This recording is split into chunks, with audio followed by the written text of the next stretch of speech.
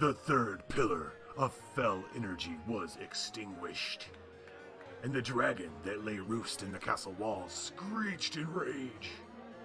But Hakon was ready, and throwing his great sword Dragonbane, he watched it hilt over blade, until finding a home within the dragon's maw. And when the dragon bit down, it pierced his brain. Yes. Go ahead, take a minute. Yes, very exciting. You might have spilled something. Okay, alright. But now, let me tell you about the Lich.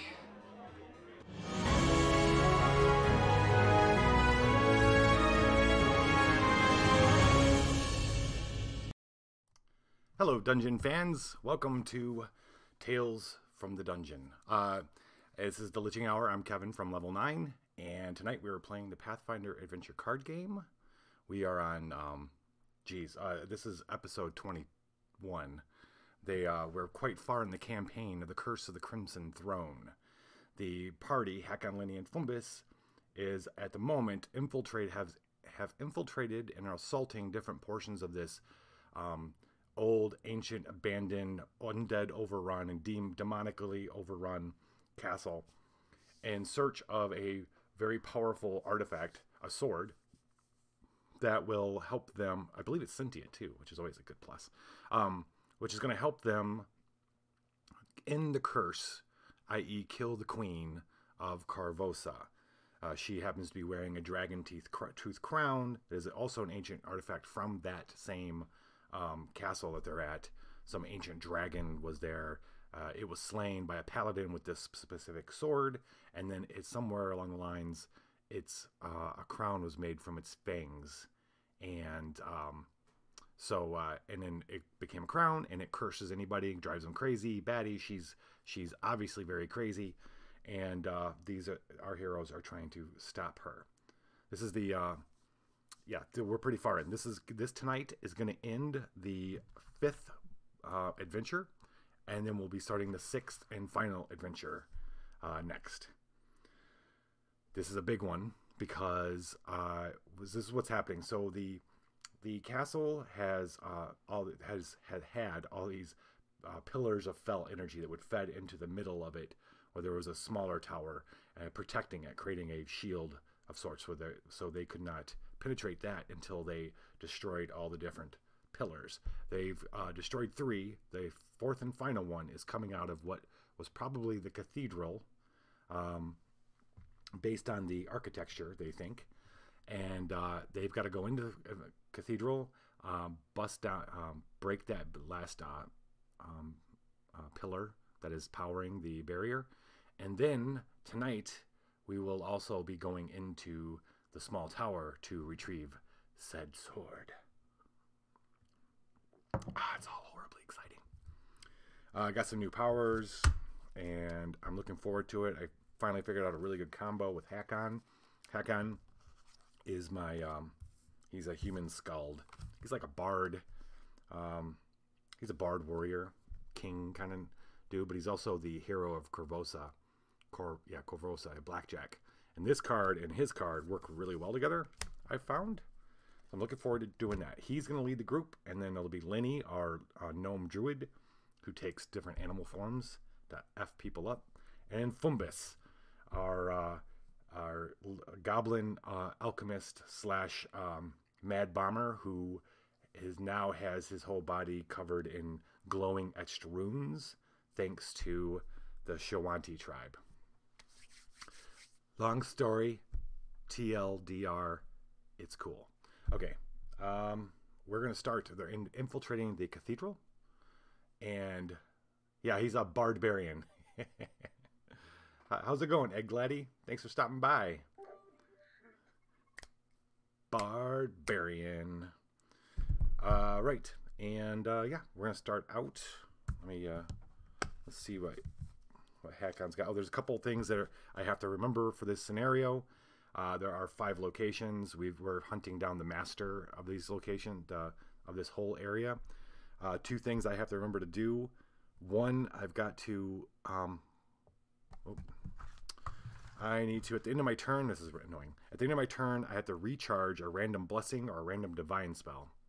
And then I also have to, if I play a blessing, I have to up the cost of it, meaning I have to, if I discard it, I have to bury it. If I recharge it, I have to discard it. So I just got to, actually, this is a lot less than what I've had to remember in the last 3 episodes. So I think we're going to be all right. So Hakon is rocking his, you know, this is one of those spells that I never really paid much attention to until I started using it. And he always seems to get it in his hand in the beginning. And it's actually really great. It's been really helpful. Enhance is really awesome. I'll explain why when I use it. It just gets more powerful the further into the campaign you get. So now it's pretty powerful. Let's see, he got himself a shield of resistance, Maiden's Helm, Blackjack's daggers. That's going to be really helpful for another reason.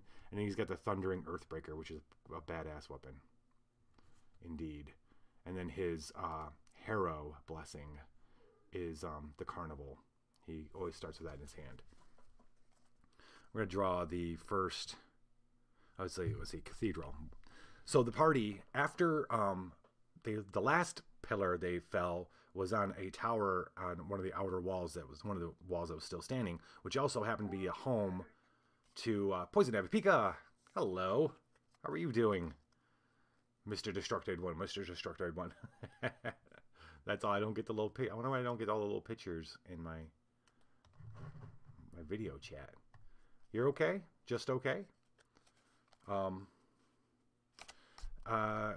So they fell the pillar, fell energy, super pissed off a dragon that was living in the wall, that was kind of guarding that one. But Hakon took that dragon out by throwing his sword into its mouth and having it chomp down on it and stab its own brain. As Jürgen said in the intro, it was very fun. And then once that happens, there was silence and they could go back out in the open again because they couldn't go out in the open because the dragon was patrolling. Now they can go out in the open, so they make their way slowly, steadily, without incidents to the cathedral. All right. Well, you know what? Okay is better than not okay. And yeah, so we're going to draw our first hour.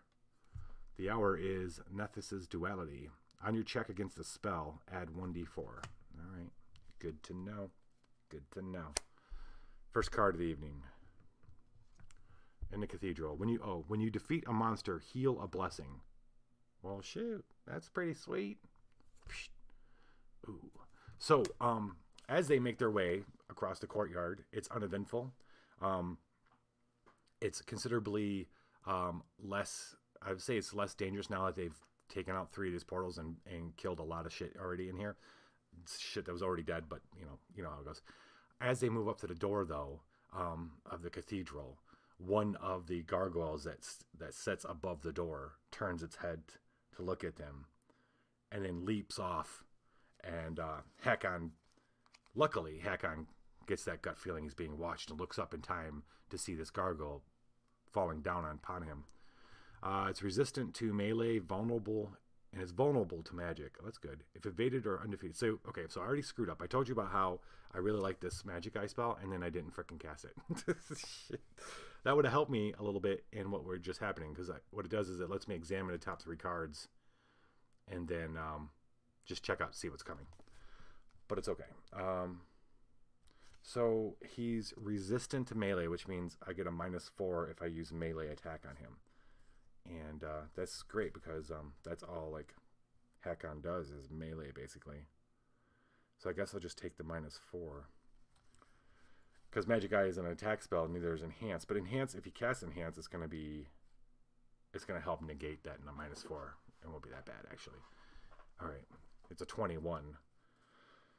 Okie dokie pokey. We're going to... Luckily, he had his Thundering Earthbreaker in his hand. You don't walk around an undead's keep without your weapon in hand. He gets to add his... he's going to do his melee. D10. And then a D12. If you're proficient against a monster, you may additionally reload to ignore its after-acting powers. It doesn't have any after-acting powers. That's super helpful, though. He's going to cast Enhance. he has time. Luckily that he looked up and sees this thing falling from the sky, that he has time to utter a few important words that are almost now emblazoned in his mind, to give himself, to up his melee skill. It gives him 1 plus the adventure number that they're in right now, which is 5. So he gets +6 to this, +2. That's 8. So +4 with the guy's resistance. Let's see. What else can I do to this? Oh, the thing I was talking about, this cool little thing, Blackjack's Daggers. When he took on the role of being the hero of Corvosa, the vigilante hero Blackjack of Corvosa, he got a set of weapons and equipment to add to his deck, which was sweet. One of his main abilities is that he can bury or discard a card from his hand to add his diplomacy to any fight or local strength check and fights. The Blackjack roll allows him to, whenever he would recharge, shuffle, discard, or bury something for his character or roll power, he can instead reload a Blackjack boon. Instead, reload means put it on top of his deck. So instead of me having to go through all that where I discard or get rid of a card from my hand, I can just take this and put it on the top of the deck. And now I get, and his diplomacy is pretty kick-ass. It's D8 plus 4. Yeah, D8 plus 4. So we just negated this guy's whole thing. So we're still rocking +8. So he needs a 13 out of these dice. I don't think that's going to be a problem.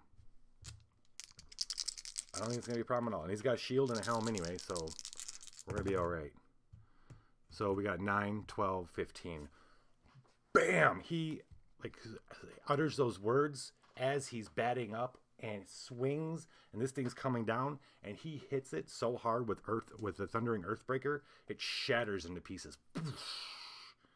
Fumbus gets a moment to enjoy the sparkling dust as it falls, and he wonders, if I collect some of this, will I be able to make a great potion with it?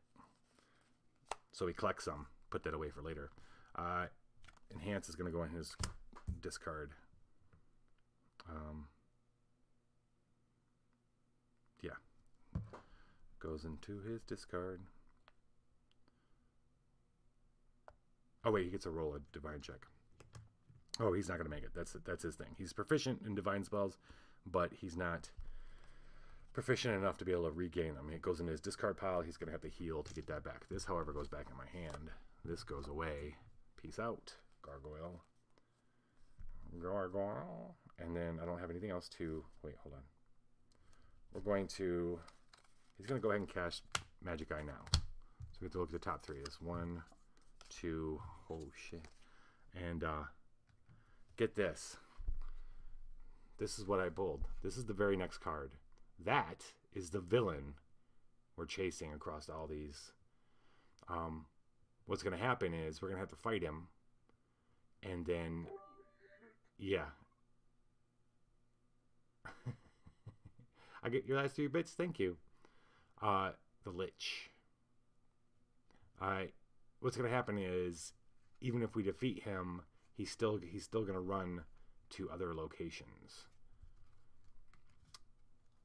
So, I have a choice here. Since I know it's coming now. I put that back right, yep. Since I know he's coming now,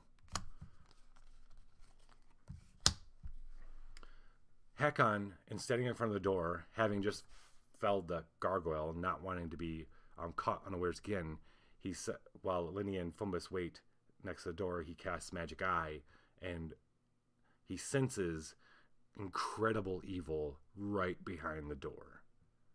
Incredible evil. And so what we're going to do is we're going to...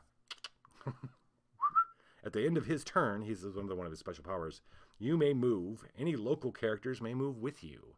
So that's a very big deal, because if he could move to another location, but then they'd have to take their turns and waste their turns and go. He gets to move everybody. He goes, does the... So we're going to move to a different location. Now that I know where the Lich is, I'm going to go clear the other locations and come back and fight him.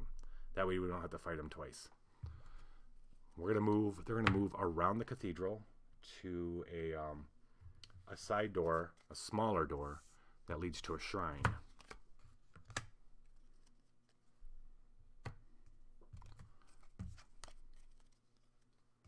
Taco Tuesday. Right on. Okay. That was his turn. I'm going to draw back up to, this is hand 6 now, right? Yep. 1, 2, 3, 4, 5, 6. 4, 5, 6. Ooh, Ashburner. Moving on to Lenny's turn. Lenny draws the hour is the World Breaker. You may banish a random blessing from your discards to explore. All right, well, she doesn't have any of those yet, so I won't worry about that one. Let's see what she's got in her hand. So she's got her shields. She's got the Larenqua Truth Speaker, which is, I believe, helps with wisdom or divine checks. That's good. She's got a couple different animal forms. She will assume giant slug and bat. Oh, this is a new spell that she acquired last time. Instrument of Agony. It's pretty good, I think. While displayed on this character's combat checks, they may discard a card to add 1d8 plus 5 in the magic trait. If it's human, they get to add 1d8. So that's pretty sweet. And a disable mechanisms for barriers and a frost longbow. Her longbow's cool, but when she changes into animals, that's when it gets really crazy. Okay. On your divine checks, add 2. Well, that's cool. In the shrine. All right, we got there. Yep, she's going to do her exploration for the turn. Oh, snap. We got a spell. Spells are very, very rare in this game. There not many end up in the location, so this is cool. It is wisdom. It's arcane and divine, which means she's a divine caster. So for your combat check against a monster, banish to use arcane or divine plus 3d6 plus 3. Holy crap. If it's level 3 or lower and not a villain, it can be defeated automatically. Oh, if undefeated, it'd be defeated. Okay. Yeah, sweet. So how do we get this bad boy? Oh, hey, I forgot. See, I told you guys I was going to forget even these small things. At the end of your turn, recharge a random blessing or random divine spell. He had a blessing. He needs to recharge this blessing. All right, there. Hakon did his penance for entering the unholy shrine of midnight. That's, I didn't mention that, but the scenario is 5C. It's called Shrine of Midnight. And we're in the shrine. Oh shit, it's midnight. Okay. What's she gonna do? She's gonna be fighting this. She needs to either do a divine check of 13. Okay, well, her divine is D10 plus 5. So she needs to get a 50-50 chance on that D10. Let's sweeten the pot. She's going to have to discard or recharge a blessing anyway. So I wonder if she just uses one of those. Yeah. I mean, not one of those. Uses her only a blessing. On any check, discard to bless.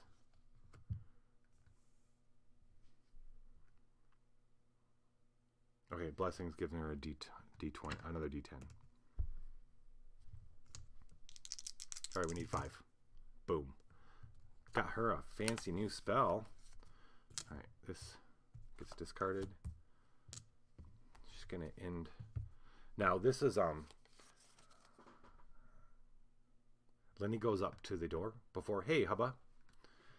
Before going into the side door to enter the shrine.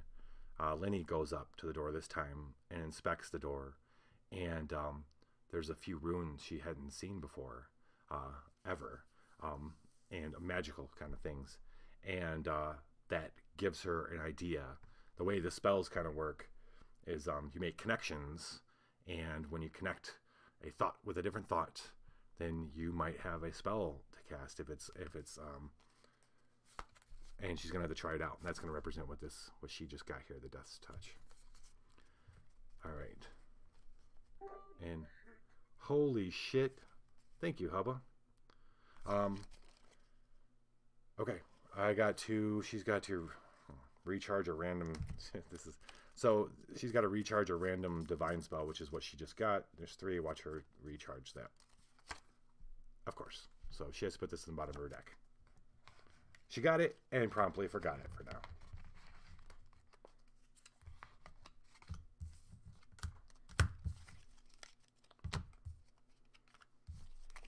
Then 1, 2, 3, 4, 5, 6. She's 6, right? Yep. We're going to pass the turn over to Fumbus. Fumbus got a big old hand. He's got a couple blessings. He's got his venomous hand crossbow, which is pretty badass. He's got his gem of prowess, acid flask, which is pretty bad now. Elixir of healing. He's got 2 spells. Innervation's pretty sweet. It decreases the difficulty of something by 2d4, and then a force missile. He doesn't really use his spells much because his alchemy is so much more powerful. Hakon opens the door. They start moving in. Oh, the hour is Torag's power. When you would discard a boon to bless a strength or constitution check, you may recharge it instead. Wait a minute. No, I'm not doing that. Okay. All right. Oh, that's the hour. That goes here. All right, so we're moving into the shrine. Oh, it's a blessing. Oh, it's a blessing. All right, wisdom, divine, and survival. His wisdom's D4. So I don't know if he's not going to get this, but that's okay. Unless I roll a 4, which I didn't. All right, he notices nothing different as he walks into this, as they walk into the dark and old and musty shrine. This is probably the only part of this whole cathedral that hasn't been defiled. At least doesn't stink of defilement. I don't know what we're about to meet in here, but I'm sure there might be something. I think he's going to. Oh, since he had. Wait, she discarded. She recharged her thing. He's gonna go ahead and use one of.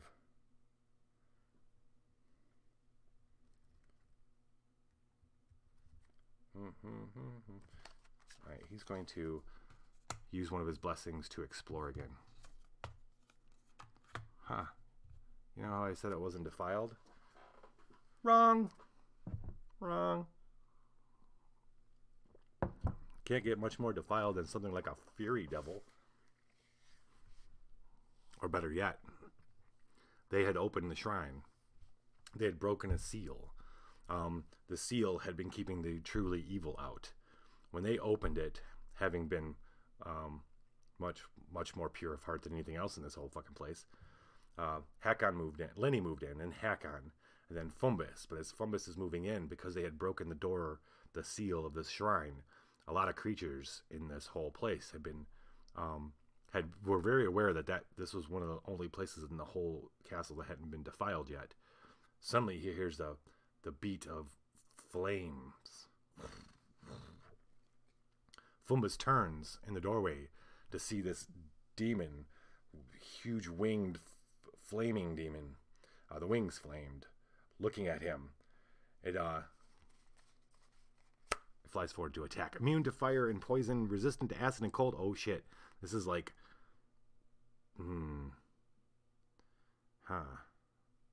Before acting, succeed at dexterity, wisdom, or acrobatics 11 check, or suffer the scourges entangled and frightened.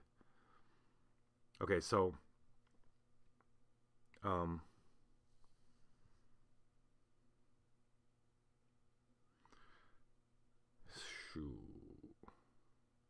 Okay.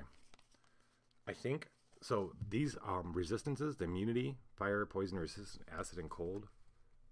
he's not resistant to... He's not resistant to poison, though. Oh, no, he is. He's immune to poison. Acid and cold. That's like everything he's about. So I'm wondering... So Hakon can... One of his powers is he can take on a monster that somebody else is going to take on. So I could have Hakon go... Grab Fumbus and pull him in and charge out with Earthbreaker. Or even... Ashbringer. No, Thundering Earthbreaker. And just go to town on this thing. I think that's what we're going to do.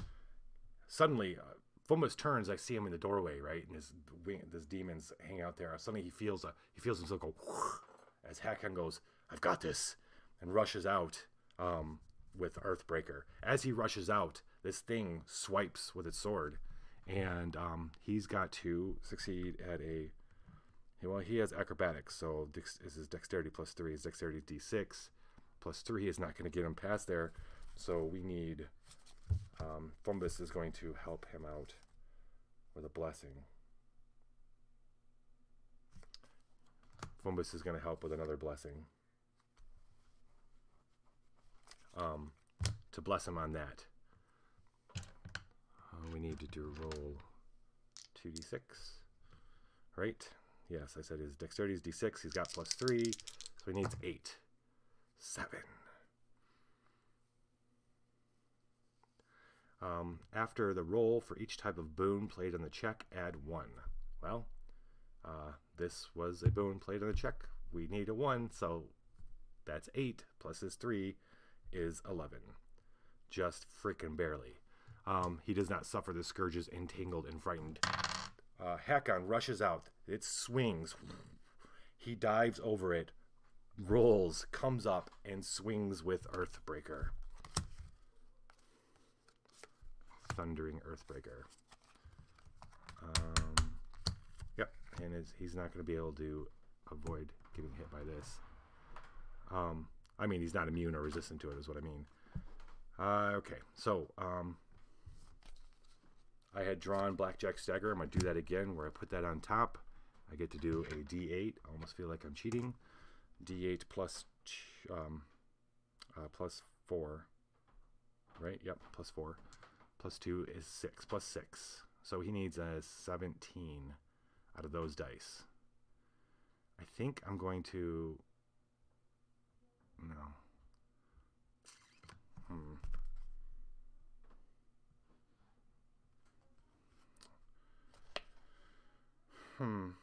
Oh, when he does... Oh, I forgot about this. When he does this, where he takes over for somebody else to fight, he gets a plus D6.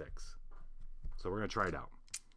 Oh, you know what? I didn't get his melee. I'm sorry. It's his melee's plus 3 too. So plus 3 plus plus 3 plus 7 plus 9. He's got plus 9. So he needs a 14.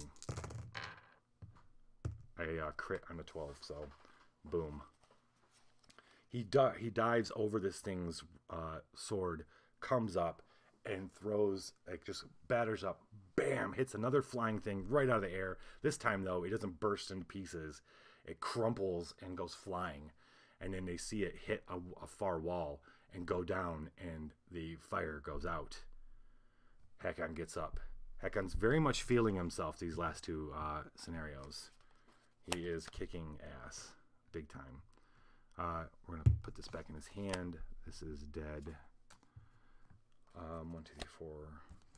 Oh no, it's not his turn. It's Fumbus' turn, actually.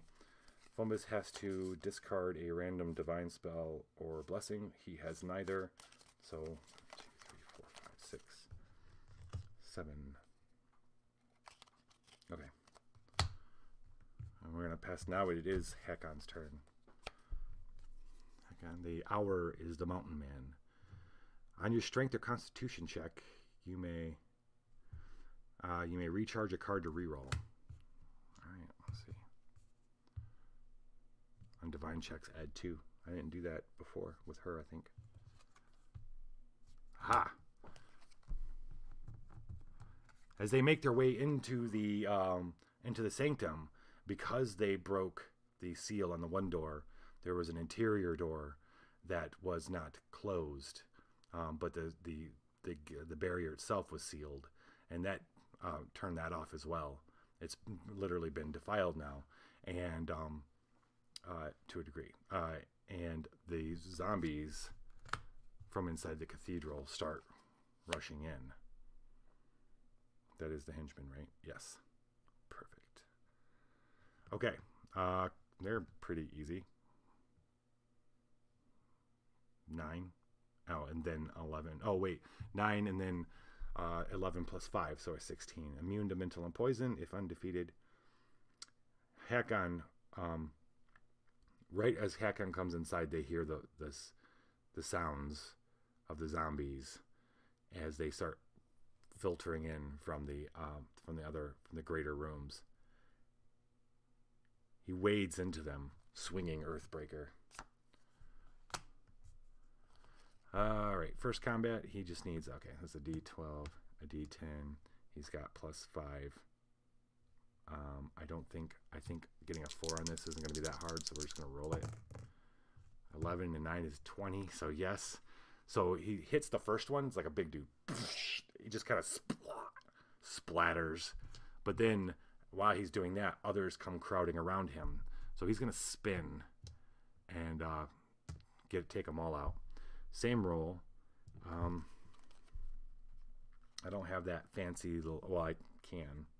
I'm going to just go ahead and do that. I can discard something to add his D8.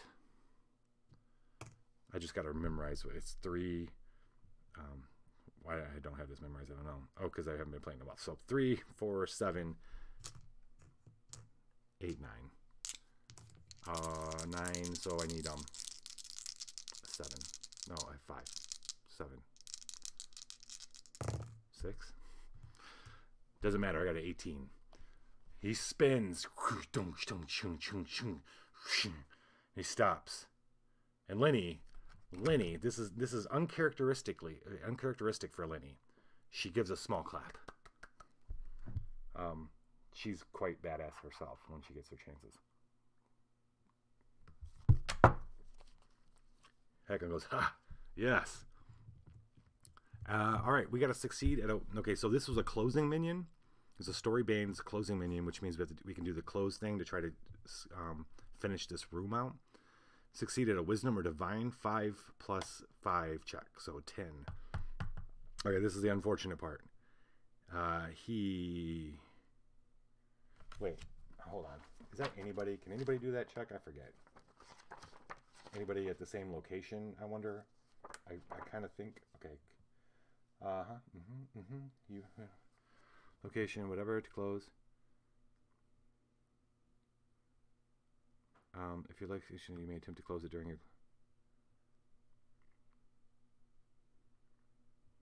Okay.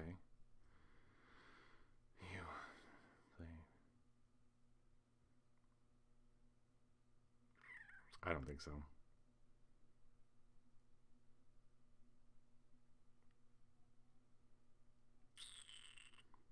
I really wanted to be able to have... Oh, wait. Yeah, it's got to be you. It's not like the game I was playing last night, Apocrypha, where other people can do it. Alright, so this sucks. Because his wisdom is D4. His divinity, D4. But... Wait a minute. Where'd these come from? Oh, that's his... Innervation. On any combat check, nope, that sucks. Local combat check, nope, that sucks. Force, nope, nope, nope. Oh, non-combat, on your non-combat check, nope. Okay. How about you, Lenny? Can you help? Combat, nope. Local combat, nope. Local range survival, nope. Oh, hey, whoa. Lenny. This goes back in his hand, by the way. Lenny's going to play the Larinqua Truth Speaker. On a local wisdom or divine check, recharge to add 1d6. After the check, heal 2 cards. So, he needs a 10. This means it's going to be a real... I don't know if... Actually, you know what? I don't think I'm going to play this. I think we're going to have to go through the rest of these cards. I don't have another blessing to play. I'm not going to waste this card because that means I have to roll a 4 and a 6. And, that sucks. Just happened to be the wrong player got this. So, I'm not going to cry about it. I'm not going to cry. It's okay, there's not that many cards left. So we're going to pass the turn. He's going to draw back up. 1, 2, 3, 4, 5, 6. Pass the turn over to Lenny, who is... The hour is Lady Despair. Oh, interesting. On your turn, if you would suffer a scourge, a random local character suffers it instead. Okay. Lenny, anything you want to do before you do that? No. Okay. Oh, sweet. Babbage's Obsession of Servitude. It's a 5th level, too. It's a barrier. Check to defeat is intelligence, perception, or wisdom. Alright, that's her jam. If undefeated, bad stuff probably happens. So let's defeat it. Well, so she just happens to have this disable mechanism. What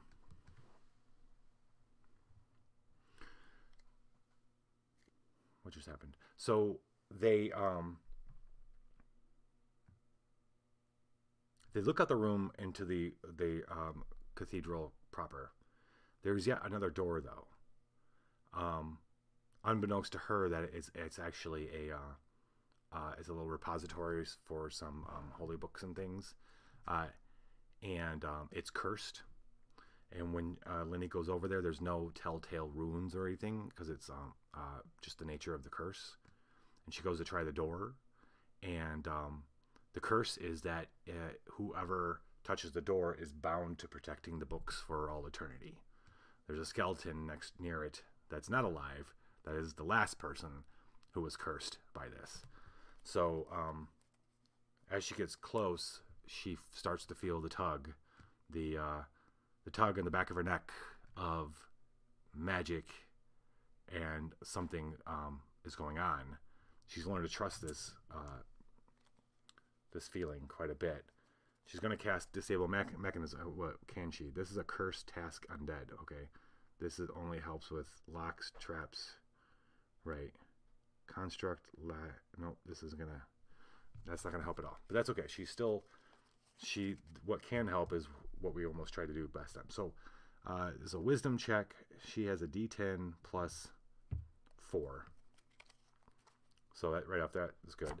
And then this little baby is going to let her add another D6 to that. And that should be good. She got 4. Okay. So she needs a 7 on these 2 dice. And what was this? You suffer a scourge. Okay. 16. All right, 16. 11. Totally enough. And she gets to heal a card.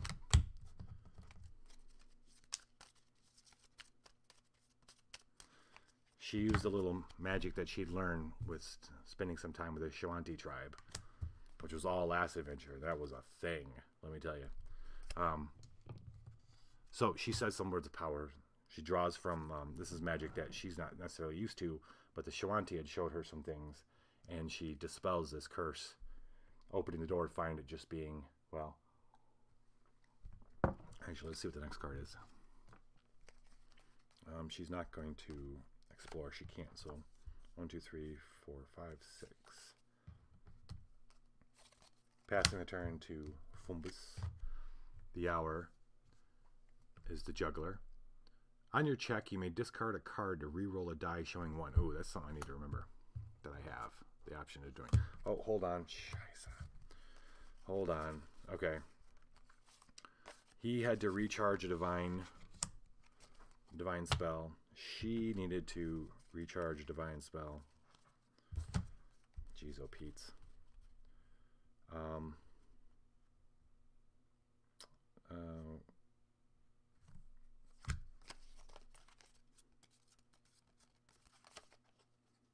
Yep. Okay. And now it's Fumbus's turn. This is just because of all it's an overall effect that happens just because of the place they're in. Gonna go ahead and, oh, I keep forgetting about adding 2. So she would have been able to add 2 to that divine check if she didn't make it. So behind the door is yet another trap. It's the actual protection system for the books. If she had been a servant, if she had been cursed by the first one, this would not have anything, wouldn't do anything to her. Man, he's got the disable. Fumbus has the disable.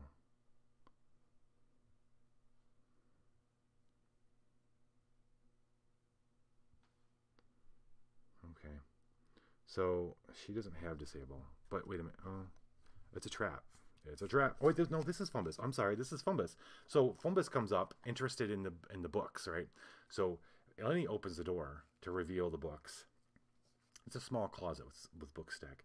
Fumbus, very interested, walks in there, and because he's not cursed, he can feel the crackle of the energy of the trap.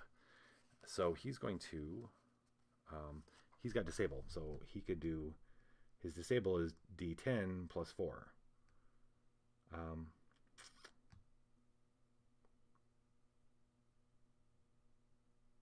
And he can use his other power on it. So, yes, this is going to be fun. Okay, D10. He's going to put there. He feels it. He steps back. Trapped. He takes out a little potion. He's met stuff like this. Maybe he'll use a little bit of gargoyle dust.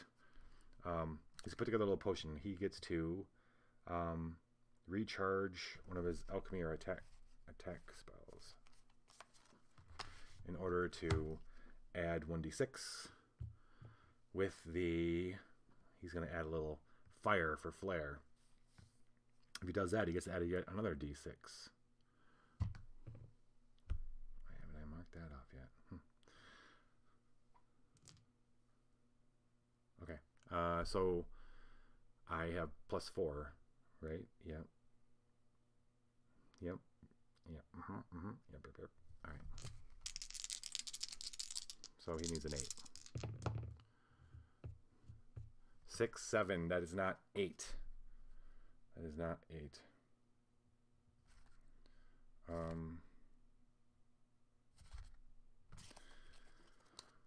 Not much I can do after the fact. There's not a whole lot of cards that'll add ones to you. Am I forgetting anything? On your check, you may discard a card to reroll. Ah ha ha ha ha!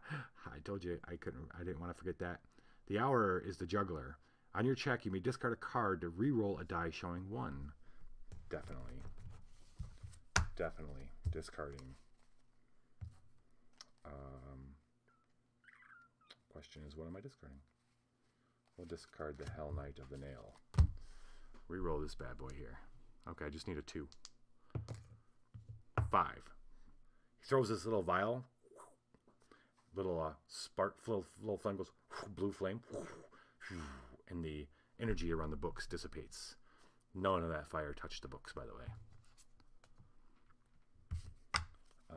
2, 3, 4, 5. I'm gonna draw back up to 7. Oh wait, he's got to discard a random divine or blessing. He doesn't have one, so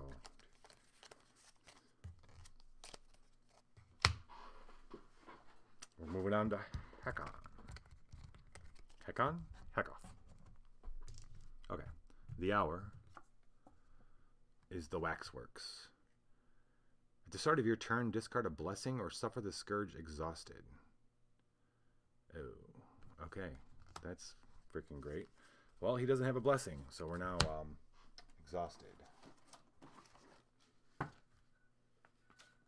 Oh, you know what? I did this last night too. Totally forgetting that I have music to play. So we're going to start music now. Okay. What was I doing? Scourge. Scourges. Uh-oh. Where are my scourges at? Oh, here you are. Alright, you are exhausted. Exhausted is a card. Now he's on each check or step, you may play no more than 1 boon. Meaning I can't play more than 1 card on anything I try to do. At the start of your move step, you may end your turn to remove this scourge. That's typically basically means skip your turn to not be... Yeah.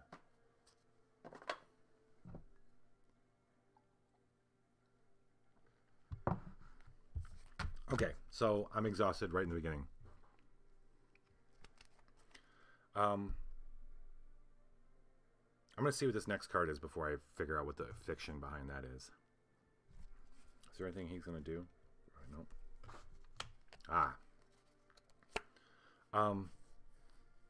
So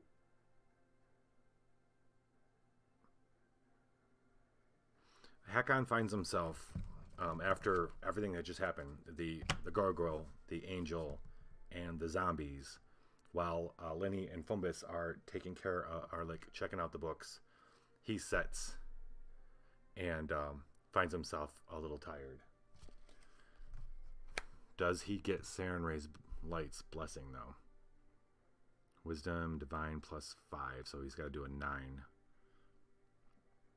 His wisdom, and he doesn't have divine, so he's not going to get this card at all. He does not find Sarenrae's blessing. However, we're now empty. And I don't think in the other game you don't have to. I'm getting confused. The little changes between them, but you don't have to roll for closing your location. If your location is empty, you may attempt to close it during the close your location. You stop. Okay. All right. Way to be dicks. Because he's not going to be able to close it. So he sets down and shuts up. 1, 2, 3, 4, 5, 6. I'm going to, Lenny is going to step up. The hour is Desna's freedom. On each check, the first blessing played to bless may be played freely. Okay. Lich noises.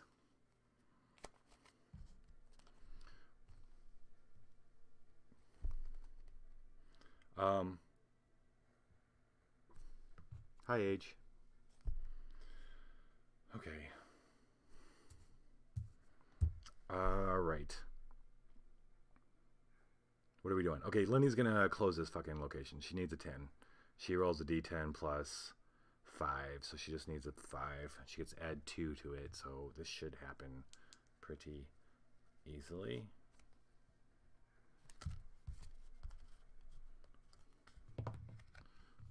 Fucking shit. Fuck, damn.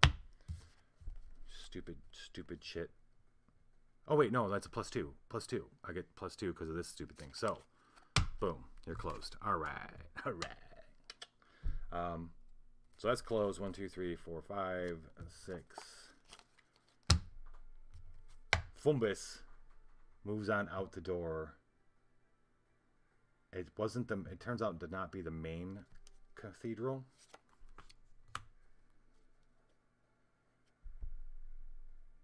Or they do. They walk into the main cathedral, but take a there's a doorway and stairs going down. The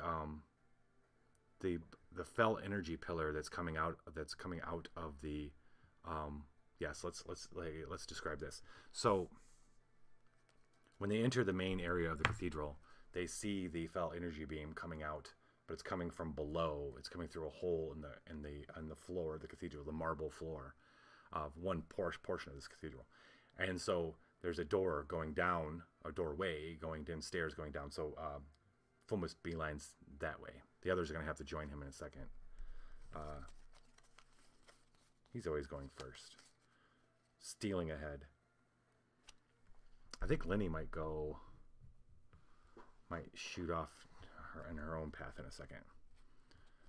Okay, Fumbus, what you got? The hour is the liar. At the start of your check, the difficulty is increased by the number of allies in your hand. 0. The difficulty of checks against undeads is increased by 3. Oh, that's great. Oh, shit. Madness, mistrap. The stairs are trapped, Fumbus. Disable 8. Well, your disable is +4, so he only needs a 4 on a d10. Am I getting anything here? Nope. Okay.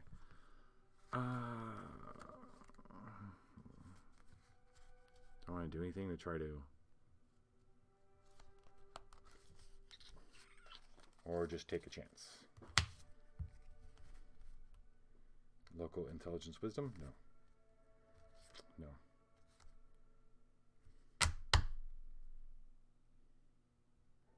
On a construct, lock, or trap. Perfect. Fumbus kind of starts scampering down the stairs, and Lenny is right up behind him. She goes, "Wait!" And just when she says that, he realizes what's going on. This place is full of traps. Run. Cuck nest under the stairs. Run! It's a nest. Always be cucking. Always be cucking. Always be cucking. You can tell it's a cuck nest because that's what they say. Repeated over and over again. Oh, he's been cucking. Heroic logic, buddy. Thanks for joining. Thanks for coming. Good to see you.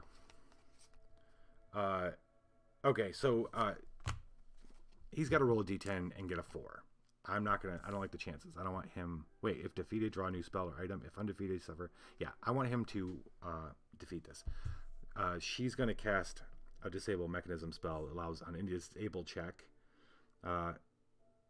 She gets to add 2d8, so it's a little bit overkill. But, you know, I could roll 1s on all 3 of them, so. And holy crap, did I almost do that. Oh, boy. But I didn't. And that's what's important. And that's what's important. I'm just going to have her roll to see if this goes back in her discard or goes in her deck. D10. Plus 5 is 12. Sweet. Recharged. Okay. All right. And combination of Fumbus and Lenny, they disable this trap. He gets to draw a new spell.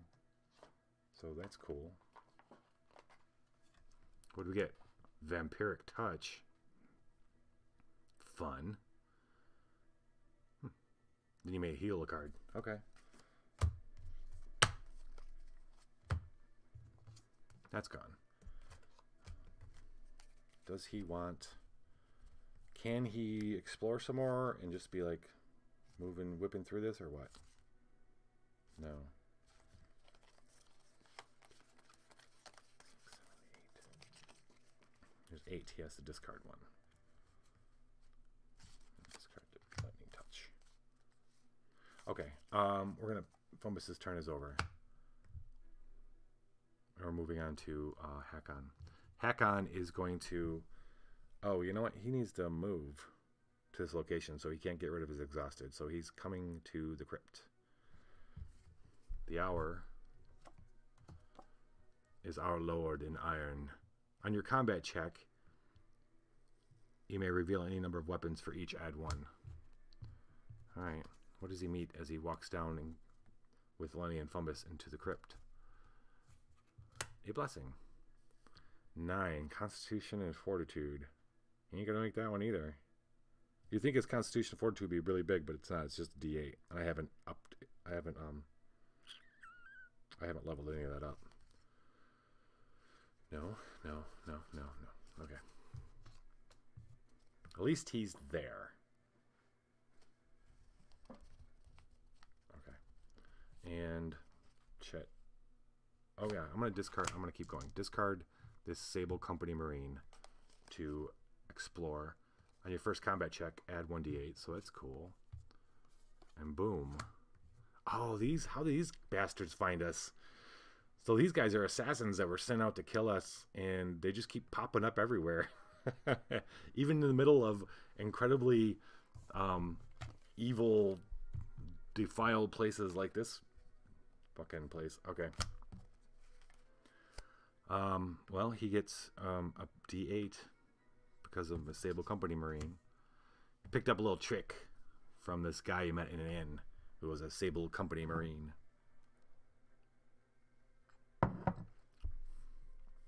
Before acting, a random local character suffers 1d4 ranged combat damage.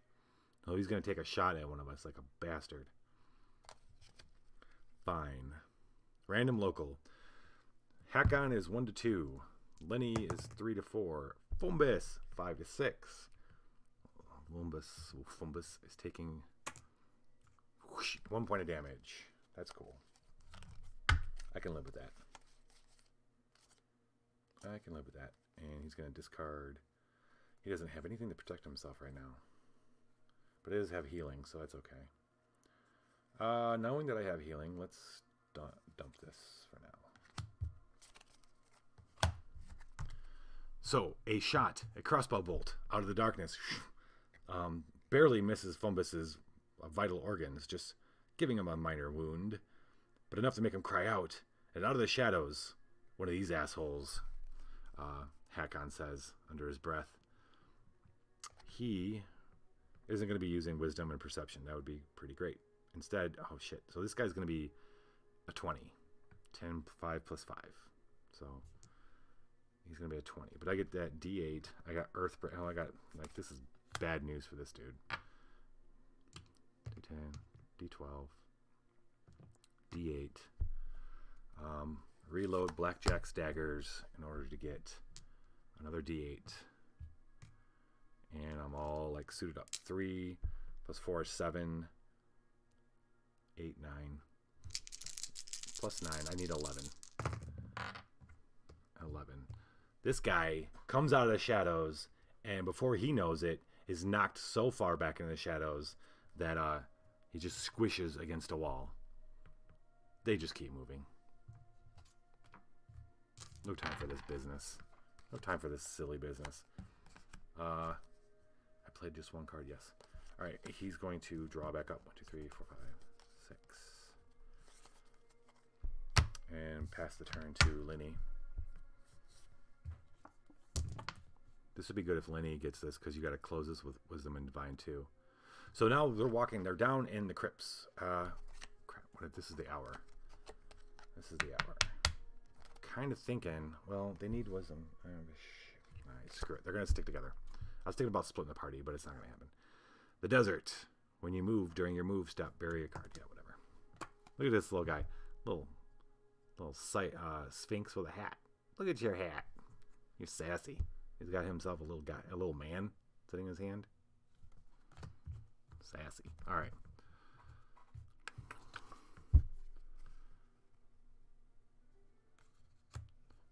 Wow, there's a lot of spells tonight. Acid Rain. It's arcane, though. And she is not spec'd for arcane. So that is a... Well, intelligent wins add 1d4. Her intelligence d6. It's not worth it. I care not about your spell. Suck it. I want her to close this. So she's going to use bat form. She can turn to bat form. They're down in the floor now. It's a regular old crypt. There's lots of sarcophagi. It's like a big room that they're moving through. Big, cold. Feels a lot like the shrine above. Like it hasn't been completely defiled. Completely. Like the sarcophagi aren't open. They're closed. She assumes bat form. Goes flying around. The reason why it's so empty and it hasn't been defiled is because it's actually home to a wyvern. Yeah. And because she's flying around as a little bat. Well, it's not that little, actually. She gets the attention of the wyvern. He's already been intently watching them. So he thinks, oh, I'll just get a quick snack, and then I'll destroy the other two. Combat or survival. Oh, get this, though. She is pretty damn good with survival. She's got a +7. So she would need a 5 on a d10. A 50-50. Oh, get this, though. This exploration on your ranged or survival checks add 1d4. So, shit. She gets 1d4 and a d10 to get 5. I gotta say, I kind of feel good about it. Defile! Defile! Deplane! Deplane! Defile! Defile! Alright, we're going to...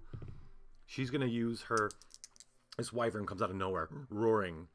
Luckily, her echolocation told her something was coming. And boom, there's Hakon and Fumbus watch as suddenly this wyvern and bat are flying in the not hugely spacious ceiling area of it must be spacious enough. The wyvern's not humongous. It's not a full-on dragon, but it's really big.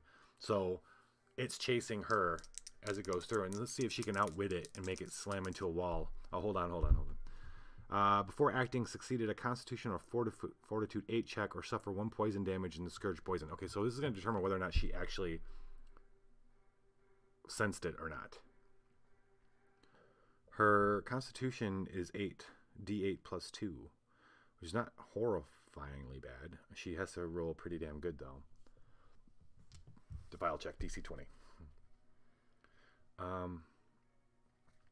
Constitution or Fortitude. Give me Give me something.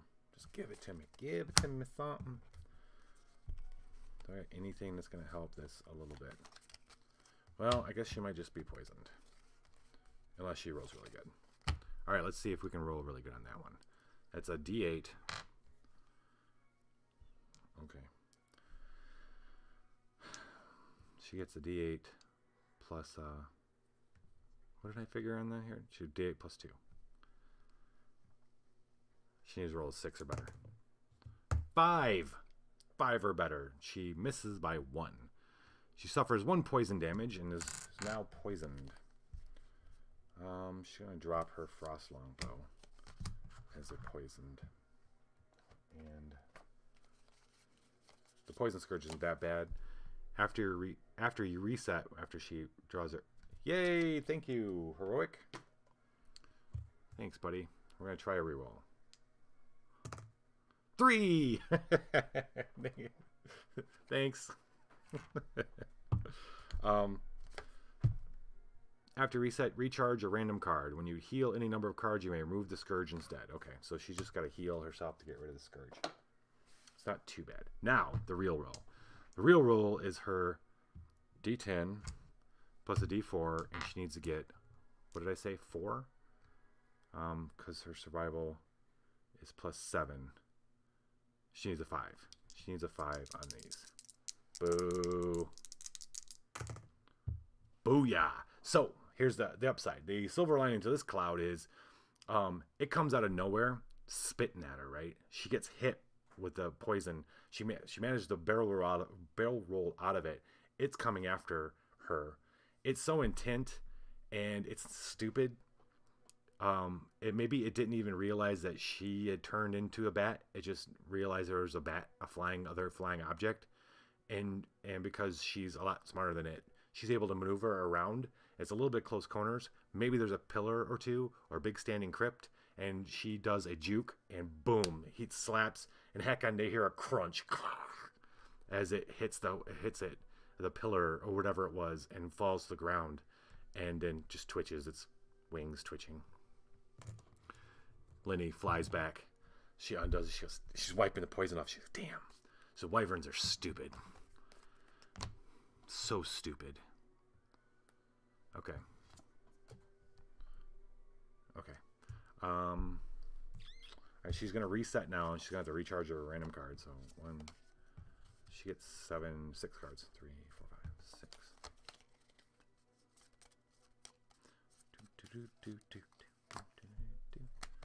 And it's just a recharge too, so it's not a horrible thing. That was a discard to explore. She's got to discard a random divine. Oh no. Okay. Alright. She's got 3 of these spells. She's got to discard one of them at random. Or recharge, I'm sorry. And don't be the heal spell. No, it wasn't. Good.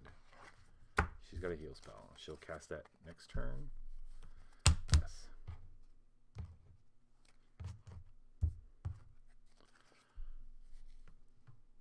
The next song is called Dragon Tamer.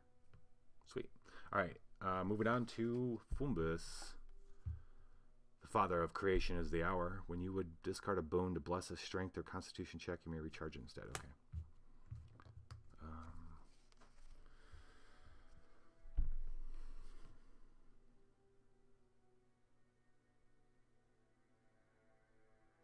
I really want her to... Well, it doesn't matter. Here. Aha. Drawn by the sound of the wyvern dying, the zombies that are typically held at bay by the wyvern come pouring in to the crypt.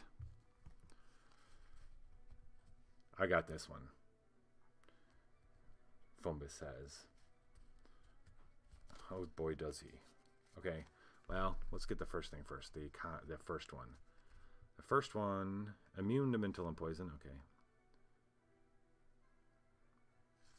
So he's going to crossbow. He's not going to use the poison aspect of it. He's going to shoot this guy. Lenny is my favorite as well. Fumbus, but Hakon's been doing really good, Heroic. He's really, really awesome now. Fumbus takes a shot at the first zombie, and then he's going to do something special for you for the second check. So it's his ranged D10 plus 5, and then this gives him a D6 plus 1 plus 6. He needs a 3 on this one. Boom!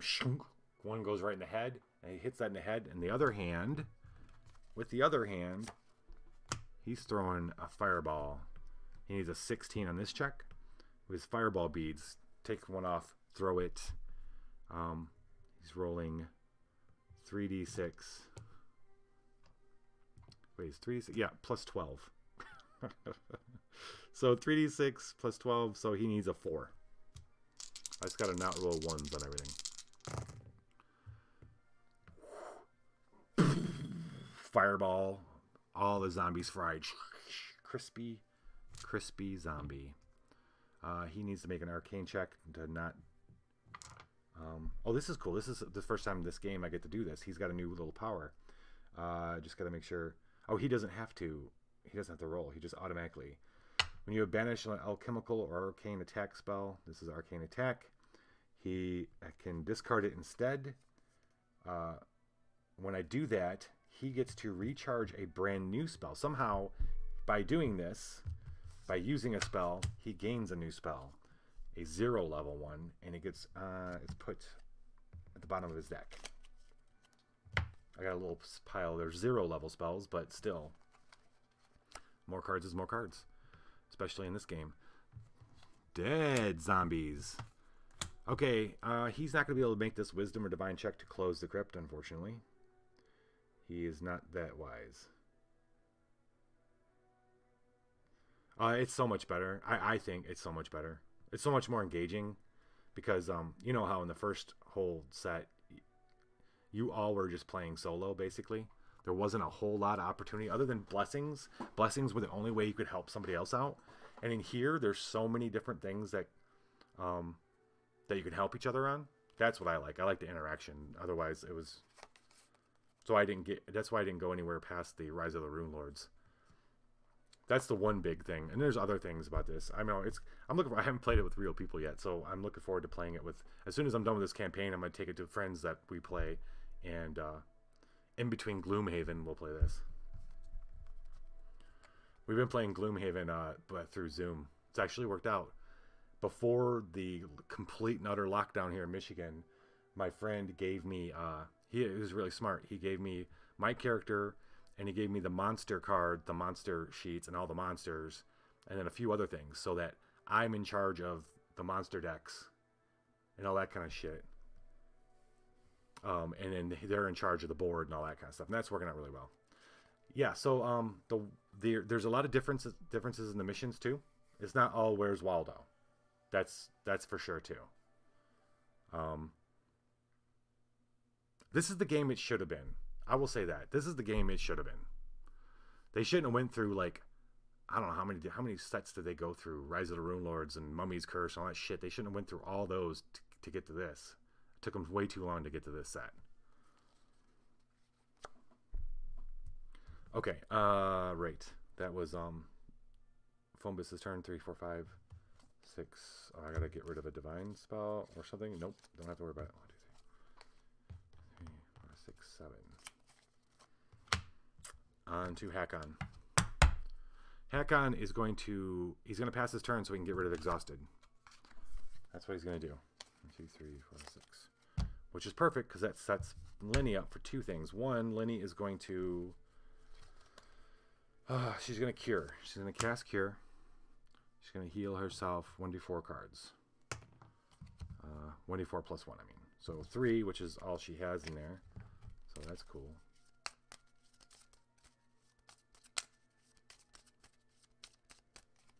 Yeah, I haven't gotten around to selling mine, but I probably will as well. Rise of the Rune Lords. She's going to make a divine check. Where's my d10? That was a sloppy roll, Captain. Awesome. She's recharging it. Then poisoned is gone because she's healed herself. And in the hour, I didn't even do that. The hour is Gozra's Growth. On any check to close or to guard, recharge to add 1d... Oh, sorry, that's not the hour. The hour is on your check against the animal or elemental card, add 1d4. Okay. What's left? Baycock. What?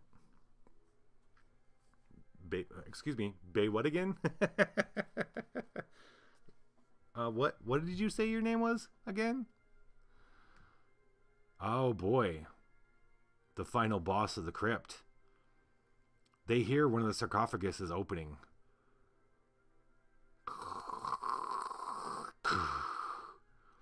They back away, expecting a lich or something. What comes out is lich-like, but looks a little more awake and more fighty than a lich.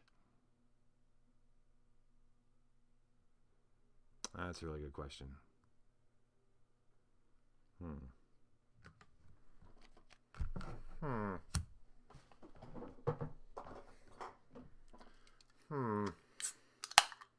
Well, I don't know if I would. I don't know.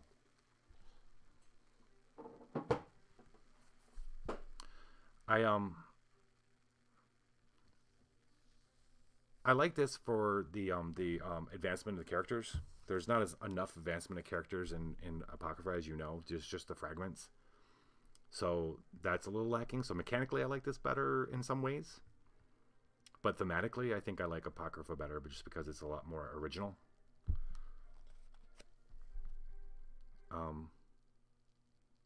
Yeah.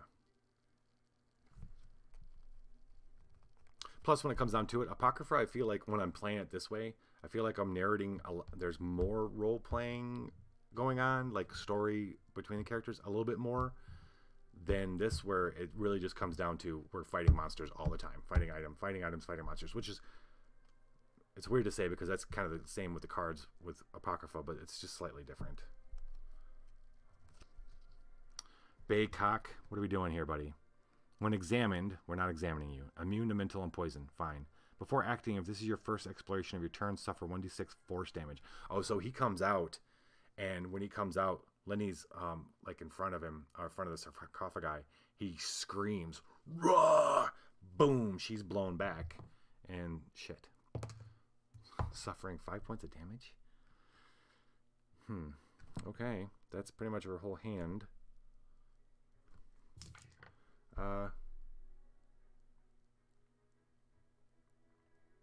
Okay. This isn't going the way I wanted to. I did not figure I was going to be fighting this powerful of a monster. But Lenny gets thrown back. Hakon steps up. He can... See, here's a great example, Herok. So one of Hakon's powers is he can... When another local character would encounter a monster, or a trap even, he can discard a card to encounter it instead. So I'm going to discard a card, this one, and now he's going to encounter it instead, and he gets a plus D6 on it. So he's like, stand back. Lenny gets blown back. He rushes forward with Thundering Earthbreaker. He's no longer exhausted, so he's not feeling the pain. That's another thing, too. There's the Scourges, which Scourges add a nice little kind of thing to it. I don't like my head getting cut off at all. It's been happening too much.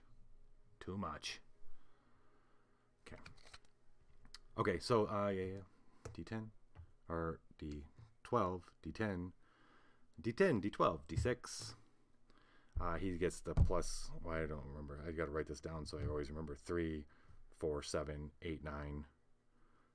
Plus 9. That sounds right. So he needs a 12 on those 3 dice. But I might as well. I got Blackjack Stagger, so I'm going to recharge to add a D8 plus an additional 4. Wait, no. So that plus 9 was wrong anyway. Because all I really had was 3 plus 2 is 5. Now I have plus 9. So.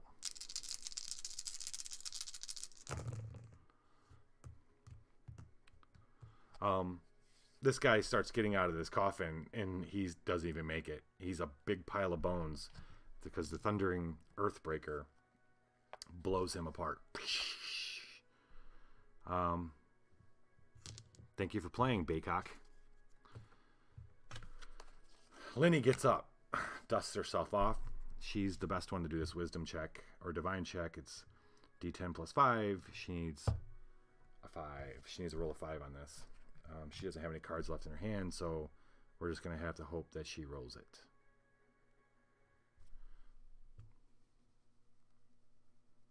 Right.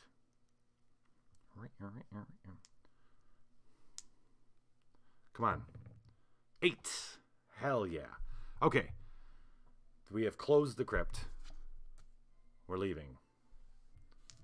We're leaving. Oh, okay. So she goes up. Lenny goes up to the sarcophagi he just crawled out of and looks in. And sure enough, it's stairs going down. He wasn't actually locked. He wasn't a body in there. He had come from below. They needed to go farther down because the pillar of fell energy wasn't coming from this area of the crypts. So we're going to enter an oubliette. It's a small, dark dungeon kind of room. Damage you suffer is increased by 1. Lenny's turn is over. She's drawing 2, 3, 4, 5, 6. And passing the turn to Fumbus. She's drawing the hour. On your check against an undead card, add 1d6. This sounds like oubliette music. That's going to be helpful if he draws an undead card. Cursed statue. Interesting. The first thing they find in the oubliette, the small dungeon kind of area, is the room has several statues of people, a woman and a man and another man. And Fumbus, examining one of them, when examined, well, not examining, that's a functional mechanical thing. He's not. When he's looking at them, he notices there's no doorway here, but he notices something. He notices some small runes on this statue, figuring that it must be cursed. Let's disable it. He has a D10 plus 4, so he needs to get a D6 on this. What else can he do? He's going to use a blessing. He has to discard that. No. Yes. Oh, he needs to heal himself too. I'm going to do that right after this. Okay. All right. We just need a 6. Saying a few words, scribing a little sigil of his own. You feel the energy dissipate. When he does that, the statue moves, revealing a doorway. He's going to pop a elixir of healing really quick and drink it for himself. And healing 3. 1, 2, 3. And now he's going to recharge this. No, he gets to discard it. Actually, I'm gonna make the roll. Because I want to get that elixir healing back in my deck. And his roll. What am I doing? His craft roll is D8 plus 5, right? Yeah, so 7. Oh, he made it. Good. Okay. Bottom of the pile. Cursed statue is done.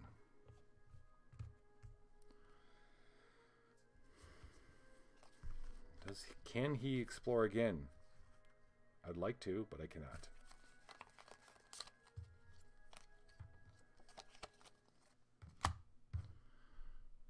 The hour.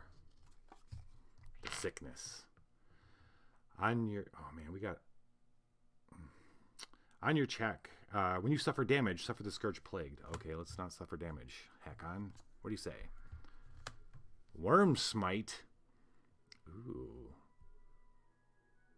One of the other statues has a sword. Will Hakon notice that the sword is removable? It's not part of the statue. Good question. He needs to roll a strength melee. D10 plus 3. He doesn't need any more weapons, so, and that's not that great of a weapon, so. 9 plus 2, or 3 is 12. He did not make it. He did not notice, but he doesn't need. He's not shopping for a new weapon anyway. So we're moving on. Can he explore? He cannot.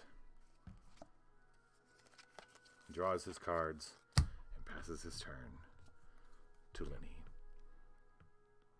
At the start of your turn, examine the top card of your location. If it is a magic card, encounter it. Top card of our location is... How the F is this going to be in here, dude? How the hell? Alright, I got it. Okay. If undefeated, move to a raw. Well, it's going to go flying. We're in crypts underneath an ancient undead castle. So I'm going to have to wing it. Get it? Alright, it's not magic, so she doesn't have to encounter it. But she's going to anyway.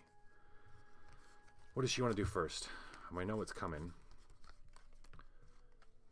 Aid.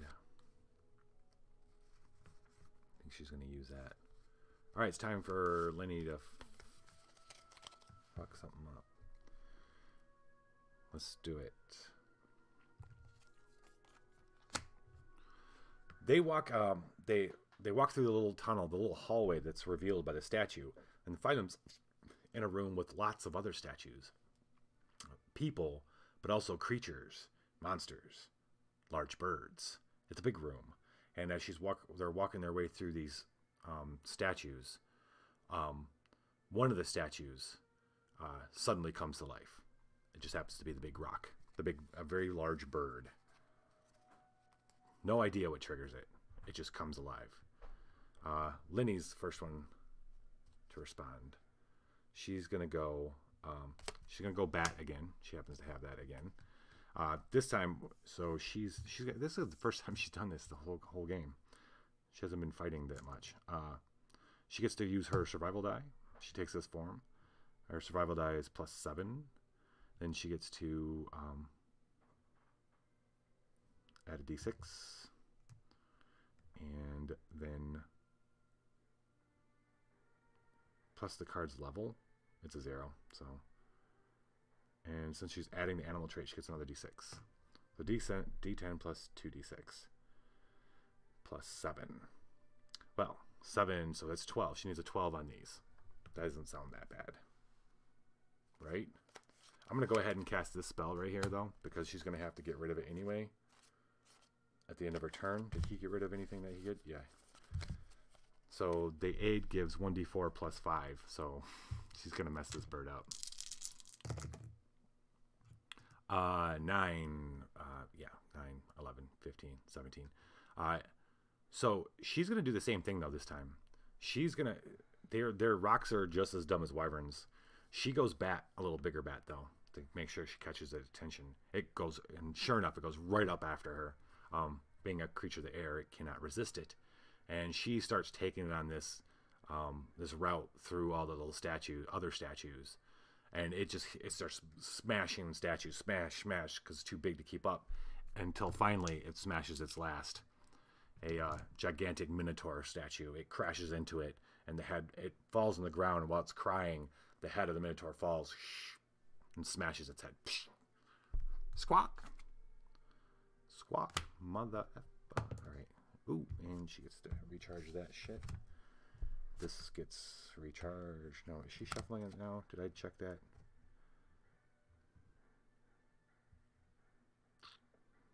I did not check that one. Okay. So it's a disc. No, it's still a recharge. Okay. Doop. All right.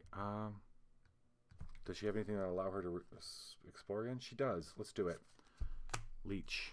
Discard to Explorer. On your combat and diplomacy checks, you may add 1d4 in the mental trait. Ooh. As she's flying back, and she before she gets back to the gentleman, she lands as a bat. As she lands, out from one of the statues is waiting for its chance as a ghoul, pouncing. Um, look here. You may add 1d4 in the mental trait. Immune to mental. So we're not going to add the 1d4 in the mental trait. That would be bad. That would not be good. She's going to go ahead and discard a card to go animal again now. So she gets to go. She will go into full leech mode. That's what she'll do. Leech. 1d6. 1d6. 2d6 and a d10. Plus 7. Oh shit, this guy's he's a 21 right now. So we need a little extra. So she's plus 7, so it's a 14. She needs a 14 on that. That's not too bad.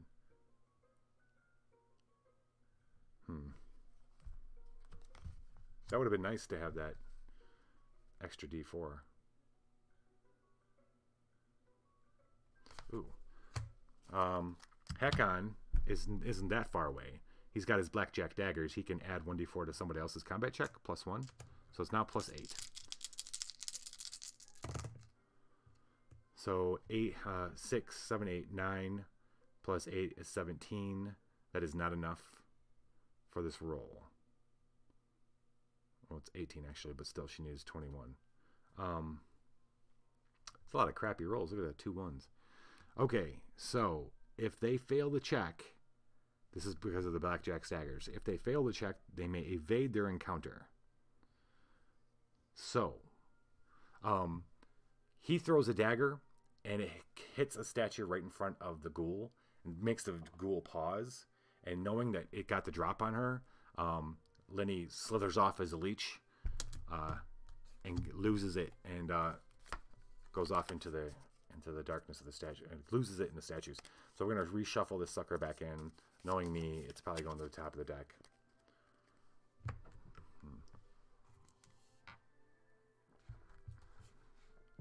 And what did I do with this? Recharged it. Okay. We tried.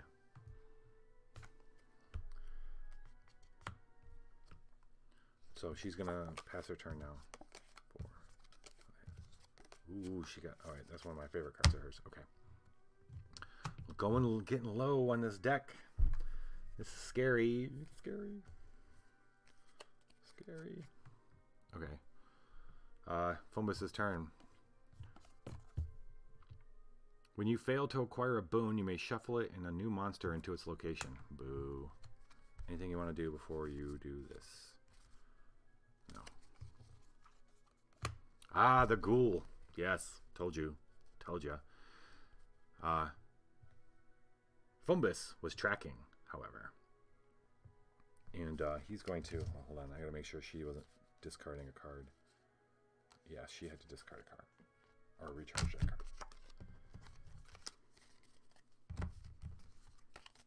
Okay. Okay, he is tracking the ghoul. He's immune to...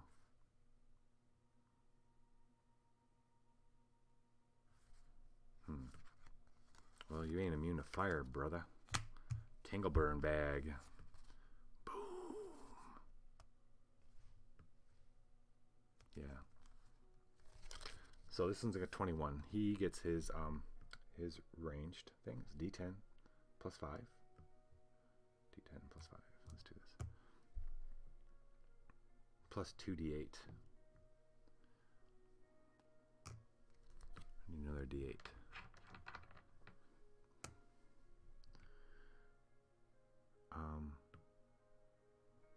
What else am I doing? I am going to recharge an alchemical thingamabob. Sure.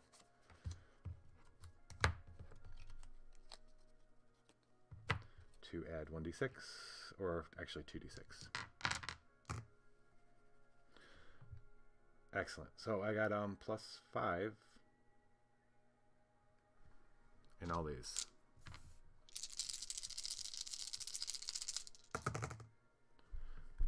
Scheiße, look at these rolls, dude. That sucks. 6, 7, 10, 11, 12. Plus 5 is 17. We're really suffering against these There ain't nothing I can do.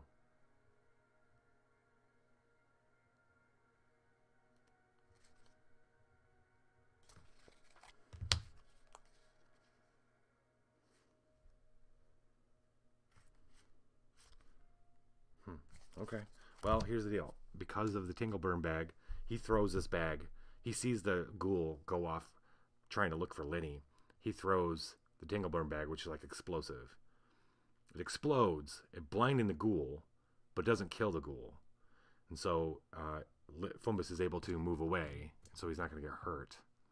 But that sucks.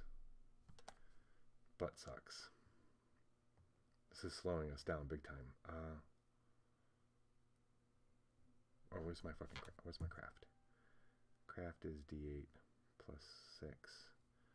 I'm going to see if I get to keep the Tingleburn bag. D8 plus 6. 3 is 9. No. But it means I get a new spell. So that's cool. Okay. Damn. Alright, not funny. I don't want this back on top. We need to close this room out and get moving. It is Hakon's turn. The Eternal Rose. When you encounter a monster, you may evade it. I don't want to evade. I want to kill. Kill, kill, kill. Shock Kukri. Okay. Okay. Strength or acrobatics plus 2d6. You may remove 1d6 electricity. I don't know. I'm not super enthralled with it. I'll roll and see what happens, but what was this? When you encounter a monster, you may evade. No. No. He does not notice the kukri. It's not as good as any of the other stuff he's got anyway. Come on, give me something. Do I have anything I can use to explore again? Ah, no. Okay. Fine. Moving on to Lenny. The Unicorn. Your check to acquire is blessed. Thank you. Don't be... Here we go. Finally. Finally, we can get out of this place. As long as she doesn't die here or something.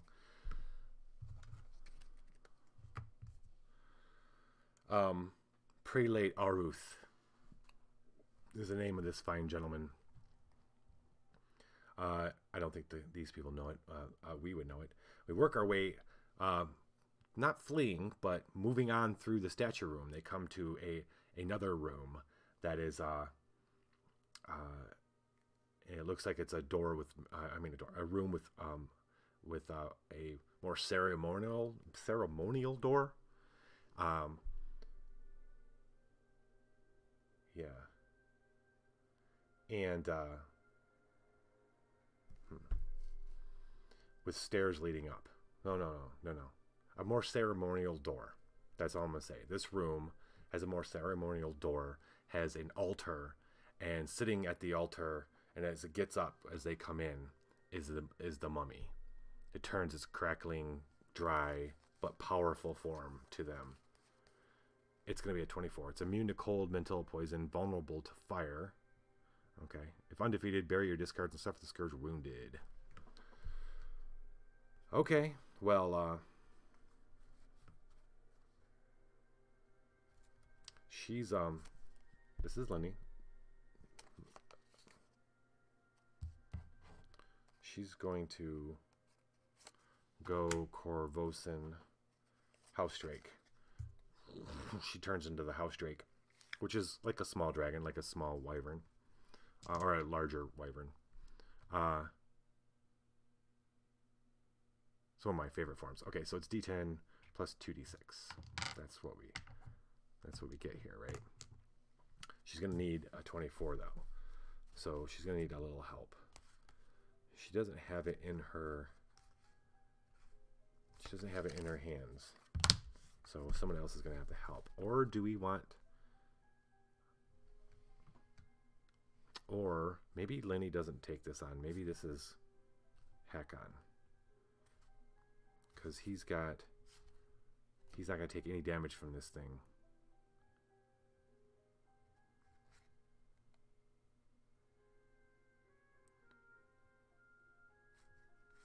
Yeah, I wonder. Let's see. Or... Fumbus doesn't have anything necessarily. Okay, Hakon's going to step forward. And instead of Lenny taking it, Hakon's going to. He's going to discard a card to... Oh, he doesn't have to discard it. He can recharge it, reload it. Hell yeah. Thundering Earthbreaker. D10 plus D12. He rushes past Lenny to just... He knows we're running out of time. He rushes past Lenny to just pound this thing into the dirt. To the dust it whence it came. From whence it came.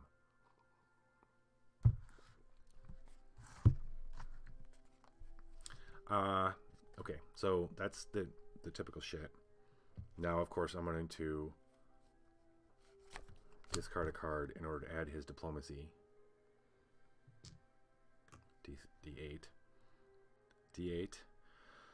Okay, and so that the total is +9. I remember. Completely. So he's got +9. This is a 24. He needs a 15 out of those dice. That doesn't seem like a lot. I got a war drum I'm going to use. A local combat check. I can add D4. So that's cool. And then who's got something else they can throw on top of this?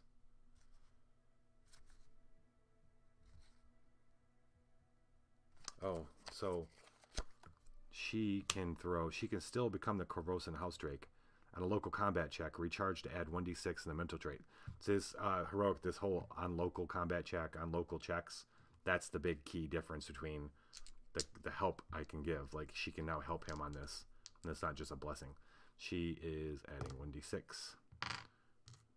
He's immune. Oh shit, he's immune to mental. Damn it. Never mind.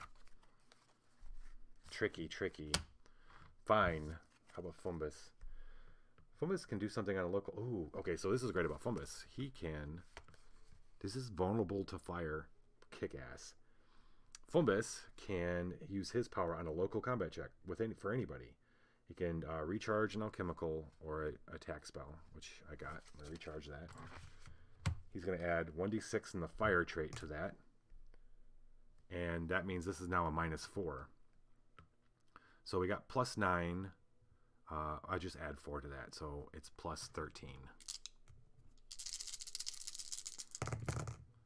+13, 14, 16, 18, 22, 28. So as Hakon rushes forward, Fumbus calls out and throws something, and it splashes on his Earthbringer hammer and bursts into flames. And so this is such a great... In my head, this looks so great.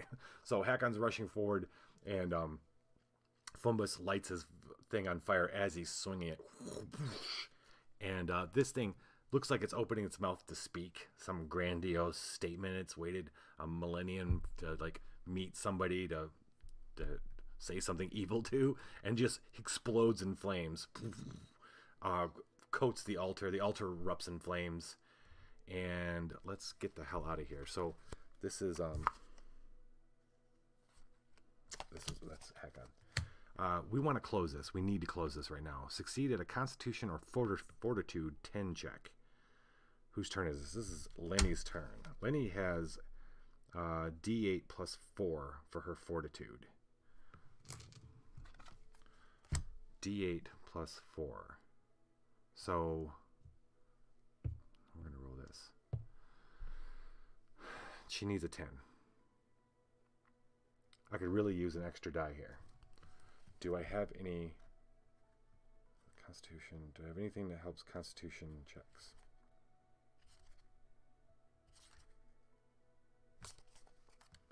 No. No, he's not gonna get a local strength check. No, it's not strength. I need to roll really good here.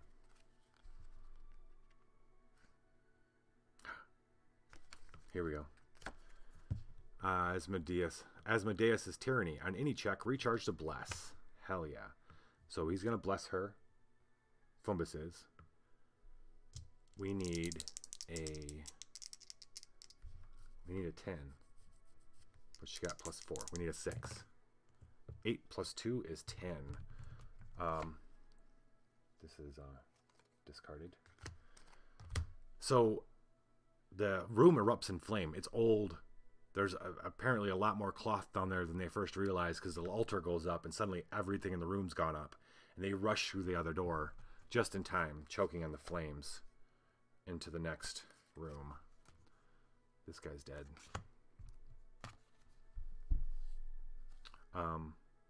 Oubliette is done. And we're moving on.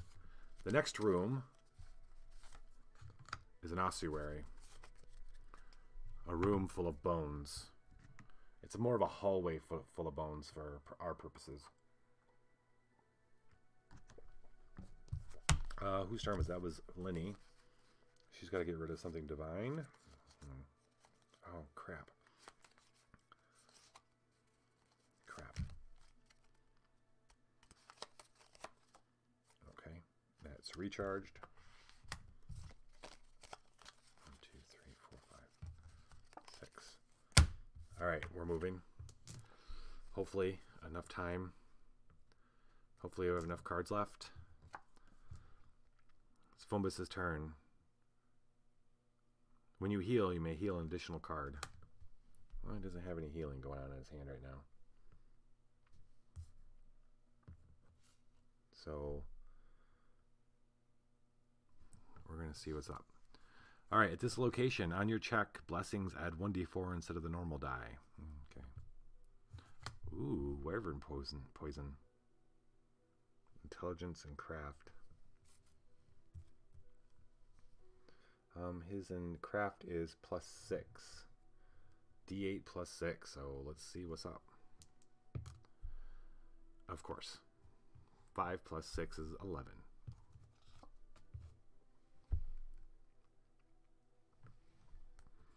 And that's it for his turn, unfortunately. 1, 2, 3, 4, 5, 6, 7. And now he's back up. He's back up to fully charged. Another damn card. Okay. Gorham's Iron. On your non-attack combat check, add 1. Okay. Heck, you're up. He's only got 2 cards in his hand. Let's see what's up. Oh, shit. All right, so they're moving through this hallway that is just the whole hallway. The walls, everything are composed of bone. It starts getting smaller and smaller as they're moving through it. Hakon's in the lead, and he gets to 1 point. Shit, is this somebody can take over a trap here, or local cheat obstacle or a trap. Ooh, that's a trap. Okay. Each local character chooses a random other local character. Jeez, oh Pete's. And everybody suffers 1d4 -1 damage. Intelligence and wisdom, neither of which he's very... His intelligence is D6. Shit. Can he give? Can somebody else do... Oh, wait, hold on. Lenny. He still has... Oh, I dropped it. That last...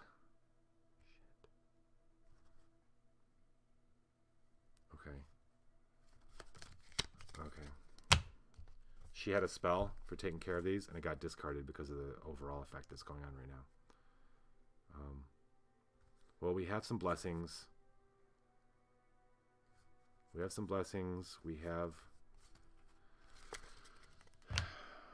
need to defeat this for sure. All right, so I guess we're gonna.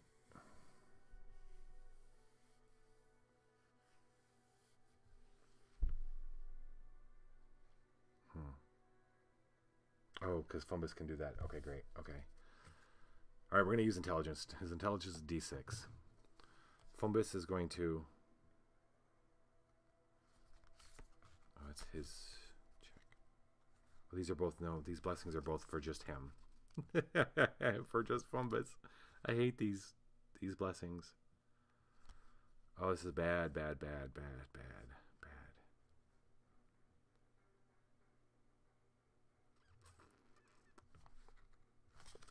Got to be something here that I'm missing. Well, okay, we get D6. Then Fumbus is going to discard a card to add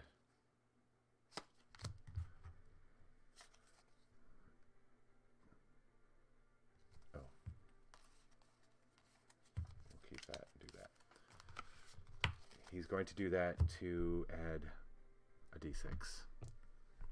So I got to roll double sixes here.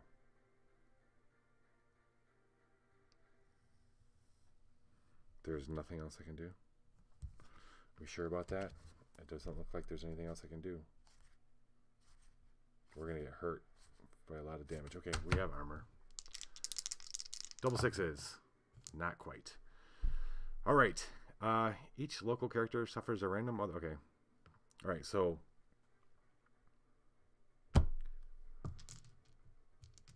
1d4 minus 1 damage. Shit. All right, here. First thing we're going to do, Hakon's going to choose Lenny is 1 to 3. So Fumbus is going to take the damage. And where's my d4?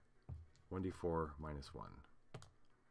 3 points of freaking damage. 1, 2, 3.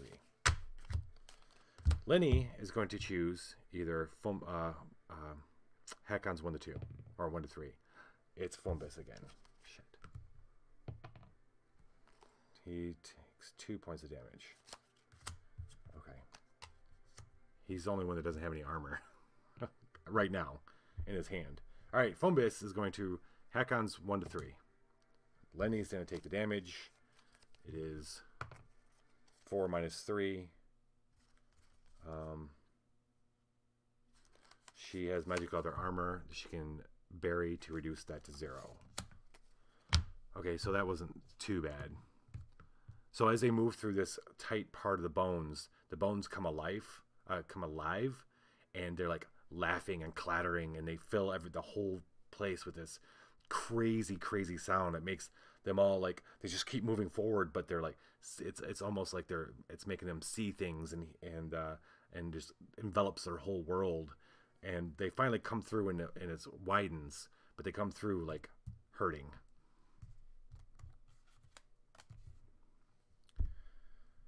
That was Hakon's turn, so he's going to draw up 4, 5, 6. Pass over to Lenny. The hour is way too short.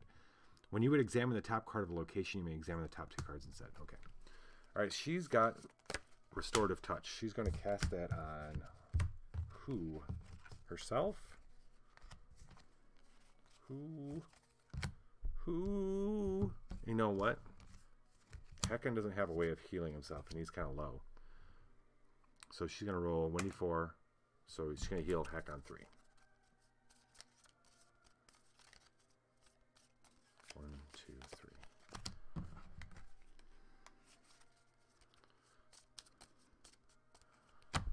She says a few words to heal Hakon, who's a little worse off than they are. Divine check. D10. 4 plus 5 is 9. Shoot. Okay. All right. We're going. Yes. That's a good thing. As they move out into this new hallway, they find themselves in close quarters with a horde of zombies as they're moving towards them. They definitely don't want to go backwards, so they're pushing forward into these guys. Thankfully, they're pretty easy.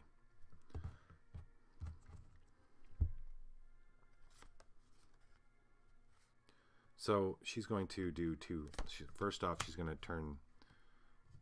She can do Drugami. That's her buddy. And this is plus 5, right? Plus 7. Sorry, plus 7. She only needs a 2.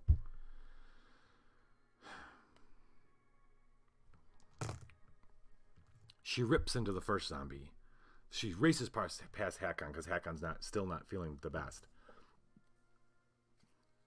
And she's mad. Really mad for what just happened. So she races past Hakon, turning into Drugami mode, Drugami as she goes. Rips into the first zombie, completely ripping him to shreds.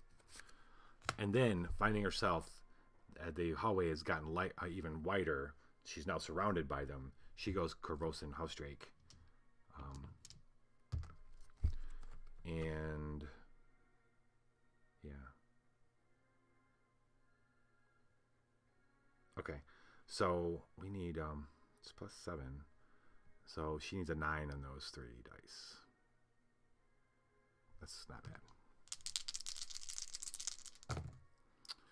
8 and 5 is 13. She's like, oh, it's so she races past Hakon as a cat. She rips into the first zombie, and her momentum puts her into a middle of these, and she's down on the ground. As they start feeling, she can feel them ham-handling, clawing at her. She turns into the Corvosan house drake, filling the hallway, squeezing and smashing the ones next to her up against the bones and killing them, and then ripping the ones in front of her and using her tail to scoop up and squash the ones behind her. Those are recharges.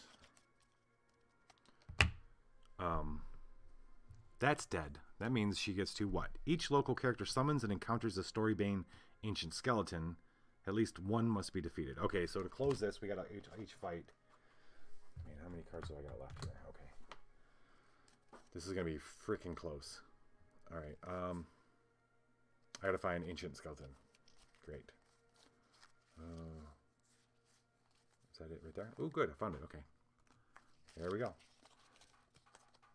When she's done with the zombies, there's no quiet because they hear the clack, clack, clack, clack, clack, clack. As one was following them and 2 are coming in front. Everybody's going to have to take one here. Somebody's going to have to kill. And there are 21s. And then before acting, we're going to start with Hakon. No, we'll start with her first. She's got to either recharge a divine card or suffer 1 combat damage. Okay, great. She's going to suffer a combat damage, which leaves her 1 card, which is good. She only needs 1 card to discard to stay Corvosan House Drake and screw this guy up. Well, that's the goal at least. Plus 7, so she needs a 14 on those dice, which is a little, forgive me, dicey.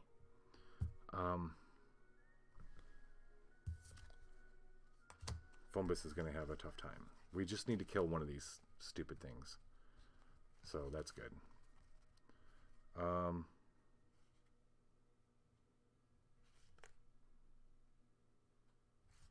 Do I have any in a local combat check? You can do something? No. Oh. Well, here's a great. Hakon's whole discarding power can happen for somebody else.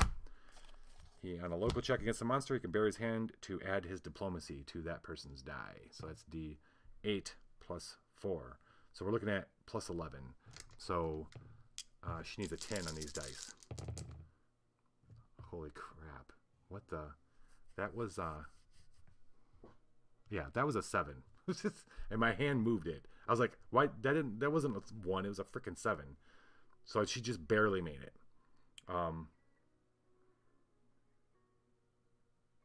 Hakon goes, behind you. She turns just in time as this ancient skeleton attacks out of the darkness, and she roars and bites down almost out of reflex and crunches it in 2, spitting it out.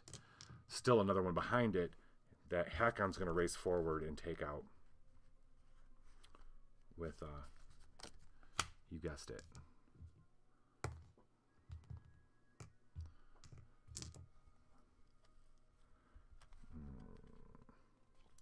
I think, what does he need? He needs to do the whole discard to add this. So he's got plus 9. So, he needs 12. 5 and 5 and 8. Boom, smash. 2 down. Fombus. Fombus is going to just take, he's going to, here's the thing. Fombus only has 1 card in his hand. There's not much he can do. He's not going to be able to, but he's not afraid. So we're going to fail this check. Oh, he was supposed to recharge a divine card, which he didn't have, so he had to take a point of combat damage. All right. Oh, wow. I can reveal this. Yeah, so he didn't take it.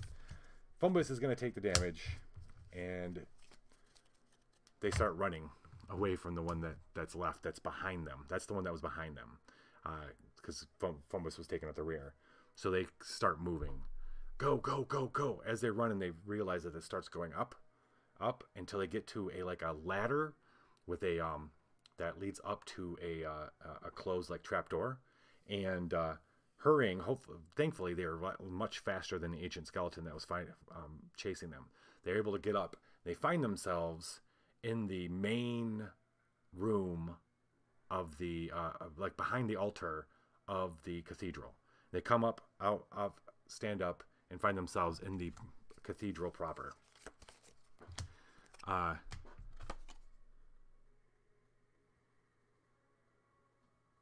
Okay. Whose freaking turn was that, man? That was all Lenny's, wasn't it? So Lenny is going to draw 1, 2, 3, 4, 5, 6. 5, 6. Let's see what she's got. We're going to put the cathedral here. And what we knew from the beginning, we went to the cathedral first. We examined the top card of the deck. Hakon cast a spell to look behind the front door. And behind the front door, he sensed incredible evil. It happened to be the villain. So we know we have that. Let's look at him. Combat is 22, and then combat is 21. Before acting, succeed at a... Okay. Or discard the top D4 cards of your deck. The Lich. We're battling a Lich. Yay, yay, yay. Battling a Lich. Yay, yay, yay. So... But, that's the question. Do we battle the Lich right now? Oh, because it's going to be Fumbus' turn and he has no cards. And we need more cards out of our... This isn't the end, unfortunately, of this scenario. Torag's power. When you discard a boon to bless strength and constitution. Okay, so he's in no position to attack anything. 1, 2, 3, 4, 5, 6, 7. So we have to lose. Okay, but now he has cards. She has cards. Hakon has enough. So we're going to draw another hour. Erori's Mastery. On your bless check, you may reroll any dice showing 1. Okay. Okay. They stand up from behind the altar. Hakon stands and turns and finds the evil that he felt. In the middle of the room, it turns. A Lich that's been waiting for so long for someone to come to test his power. The power he's given up his very life for.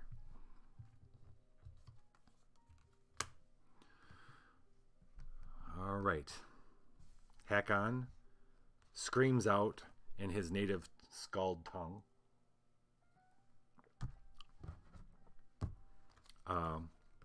And leaps over the altar to attack this guy. Okay.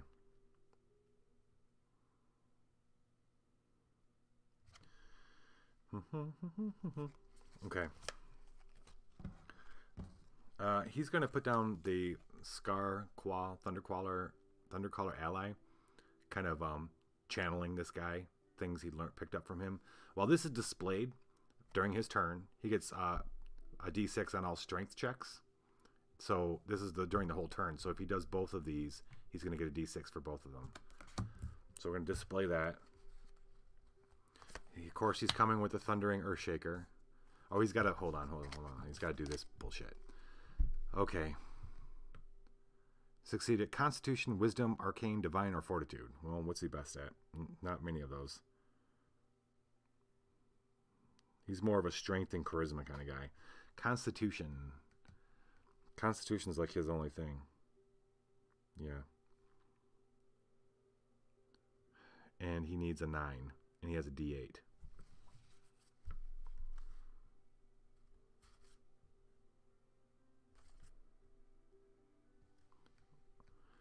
He's going to be discarding d4 of his top cards of his deck. I'm not actually that...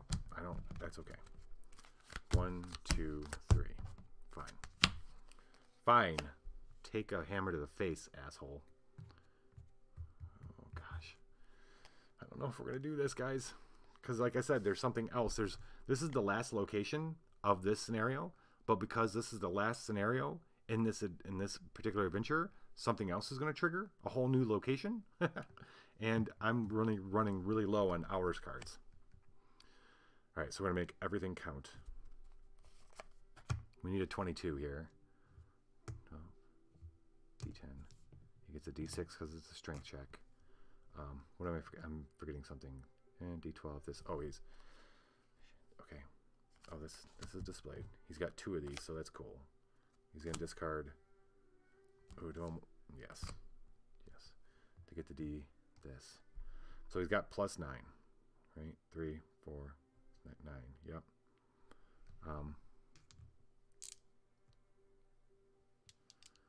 Okay. So I got +9. It's a 22. So it needs a 13. Right? 13 out of that is really not that bad. Okay. I mean, it could be worse. Do I want to... Are there other things I can do to... Yes, the sweeten the pot. Let's do it.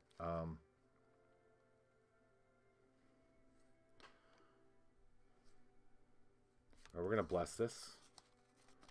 So that's another D10. Lenny's going to bless it.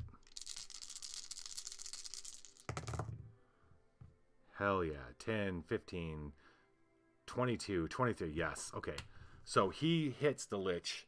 The Lich puts up, like, attempts to put up this spell, but the Earthbreaker shatters the spell and pushes it back, the Lich back. Doesn't kill him, but totally shatters his spell. We have to bury that. Then Hakon's going to swing again. I think Hakon's going to swing. Does Hakon want to swing, or do we want to just... Because somebody else can take this. Okay, so her divine is D10 plus 5. So it'd be plus 8. 3d6. I'm thinking that Lenny might try this new spell out. This Death's Touch. And bless herself. So Lenny's gonna come up with this new spell that she kind of learned in this whole like little thing. This new rune. Maybe she saw it trace a bit of it as well, so she kind of made the connection between death and it protecting itself from death, and then she's going to administer true death to this MFR. So her divine check is D10 plus 5. Okay, D10 plus 5 plus another 3, so it's plus 8 total. Plus 8 plus 3d6. 8. And then she might as well, she's got a handful of blessings, so she might as well.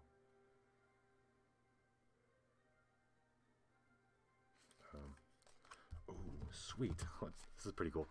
This blessing. So this doesn't add a die, but after the roll, I get to add the number of cards in my discards.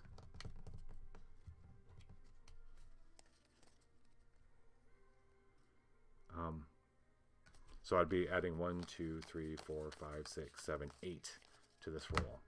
So it's already 8. Hell yeah, look at that roll. Lenny runs up on all fours, leaps. While she's leaping, she morphs back into herself and saying tracing the rune in the air. The Lich is focused on Hakon, looks up and in surprise to see her doing that, weaving that certain rune, and goes to open its scream, and she touches it. She touches him with the runes in her hands, just falls right on his chest, and whatever was holding him together, he immediately turns to dust and bones with like a screaming sigh, a scream that turns into a sigh.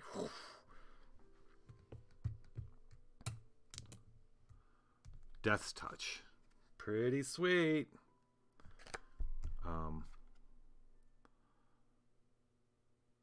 So let's see. That is a discard, so I gotta bury it. Okay. And then she's not gonna make this. Divine 15. Jeez, please. Well, maybe she'd have to roll it. Yeah. All right. She needs to heal. She's gonna cast Cure on herself in this turn. I think we can do that. I don't know. We're gonna do it anyway. +5. Awesome. 1, 2, 3, 4, 5. Okay, this is all good. This is good.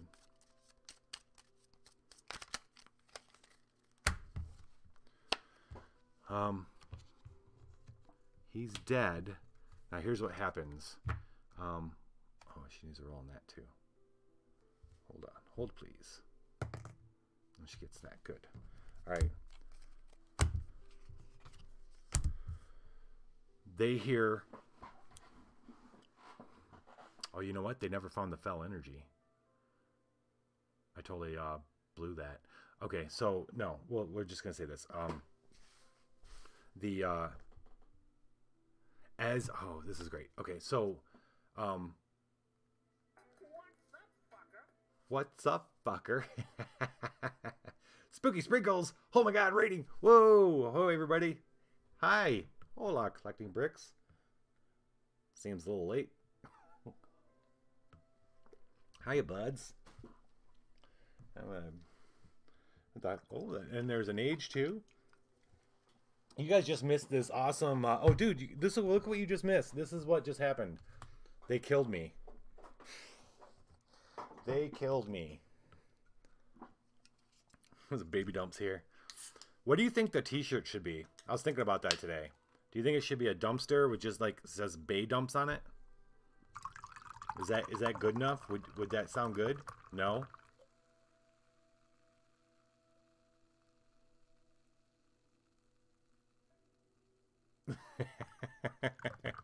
that's the quote. No, they killed a lich who was not nearly as charismatic or powerful as me. Bay dumps, kind of like in the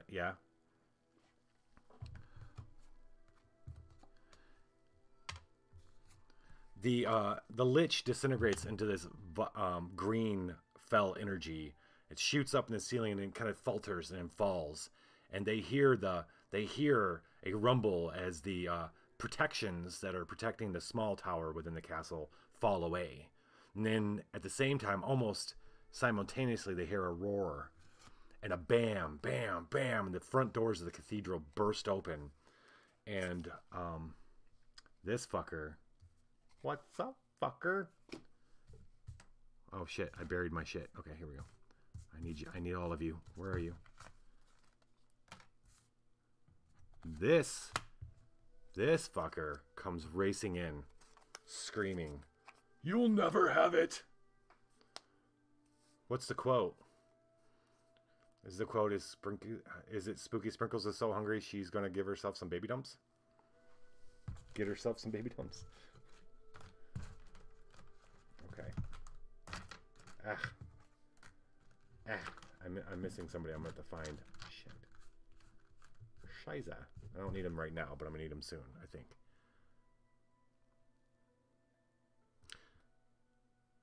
Okay. Who the hell? This was Hakon's turn. Alright, this is Hakon's turn, so it's still his turn. This bastard comes racing in. Immune to mental and poison. Before acting, each local character must succeed at a charisma check or suffer 1d6 mental damage that cannot be reduced. Shit. Well, that's kind of Hakon's jam, so I'm not worried about him. So, fucker. This is where it's going to get crazy. Okay. His charisma is d8 plus 3. So he's got to get a 6 on, or 3 on a d8. Don't screw this up, Hakon. Good. Good, good, good. Lenny, however, has a problem. Lenny, what are you? Wait, did I just heal her when it wasn't really her turn? Fuck, I'm lost now. Okay, no, we're just keep going the way it is. Okay, she's taking damage. 1 to 6, so okay.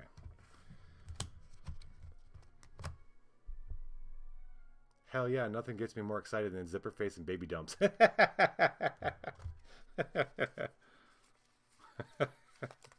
That's why a Paka Bitch Roadshow is the show for you, collecting bricks.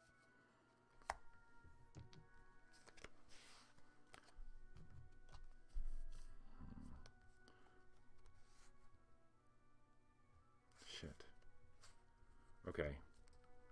He's gonna try this fucking charisma.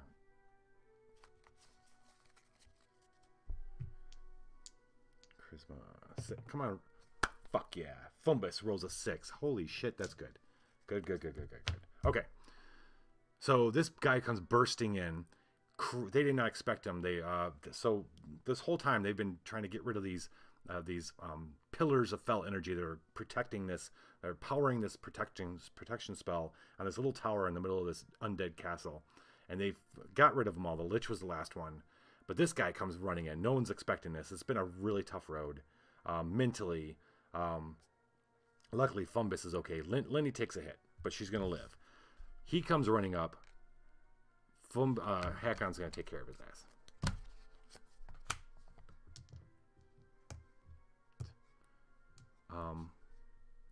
And then collecting bricks is a little bit more.